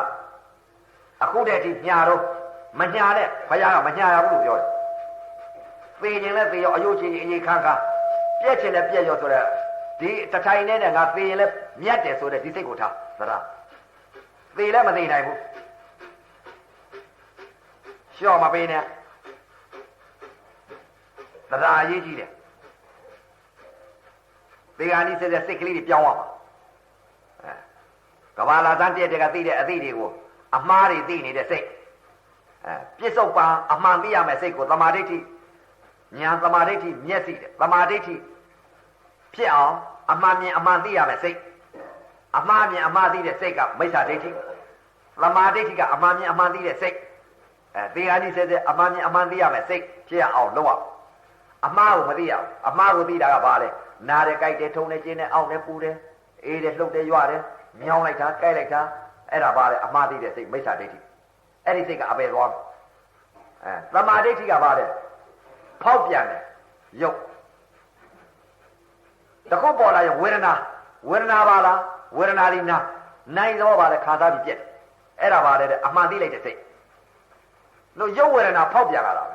ဖောက်ပြန်လာတာပါလေတဲ့ဝေဒနာတွေဝေဒနာသိလိုက်ဝေဒနာကနေပြီးတော့ဒီဝေဒနာကိုဥပါဒာဖြစ်မှာဆိုလို့နာကိုပြောင်းလိုက်ဝေဒနာဒီနိုင်တော့ဘာလို့တက်လဲခါသားပြီးပြက်တယ်ဟောတော့ထွက်သွားသမာဓိဋ္ဌိအဲ့ဒီစိတ်တွေကိုသိပါမှာကြိုးစားပါသရာစိတ်ပြင်မှာဝေဒနာခံစားပြင်းပြင်းနဲ့ရှူသွားရှော့မပေးနဲ့နော်အရေးကြီးဆုံးအချက်ကဘာလဲတဲ့အကုသိုလ်ကုသိုလ်သရာရေးကြီးတယ်ရှေ့စိတ်နဲ့နောက်စိတ်တော့ရှော့မပေးနဲ့တထိုင်နဲ့လွတ်မြောက်သွားအောင်ဝေဒနာကုံဆုံးသွားပြီးစိတ်ဓာတ်သတိပဋ္ဌာန်ရောက်သွားအောင်ကြိုးစားတဲ့ရှော့မပေးပါနဲ့သရာရေးကြီးတယ်နာရုပ်ဝေဒနာမကုံမချင်းမထနဲ့နော်တက္ကမကြီးတွေသေခြင်းနဲ့သေရောဆိုတာတက်ဒီကတရားပွဲပုံကိုယ်တွေကတရားသာသနာပြုတဲ့ပုံကိုလိုက်ဖို့မှာအိမ်ကိုနံလေးမညွတ်နဲ့ငါဒီဒုက္ခကြီးမကုံမချဲသေခြင်းနဲ့သေရောဆိုပြီးတော့တခါတည်းကိုသရာစိတ်နဲ့တွန်းယုံနာနှစ်ပါးကုံဆုံးပြီးတော့ချုပ်သွားအောင်လိုက်ရုပ်ဝေဒနာမကုံမချဲမထနဲ့ကုံသွားတဲ့ပုဂ္ဂိုလ်ကထနိုင်တယ်အတိဆုံးသွားတဲ့ပုဂ္ဂိုလ်ထနိုင်တယ်အတိမဆုံးသေးလို့ရှိရင်ရုပ်ဝေဒနာနာခံစားပြီးခံစားနေတော့ဆိုရင်မထနဲ့ဒုက္ခကုံဆုံးသွားလို့စိတ်ဓာတ်သတိပဋ္ဌာန်စိတ်ကလေးကတည်ငြိမ်ပြီးချမ်းသာပြီးအေးဓာတ်ကလေးတွေးလိုက်ပြီးဆိုရင်တော်နိုင်တယ်မလျှော့နဲ့တရားအရေးကြီးတာပဲဒီဝေဒနာသူ့သဘောနဲ့သူဖြစ်နေတာဝေဒနာတွေကဓာတ်ကြီးလေးပါးကလည်းသူ့သဘောနဲ့သူဖောက်ပြန်နေနာကလည်းသူ့သဘောနဲ့သူခံစားနေတယ်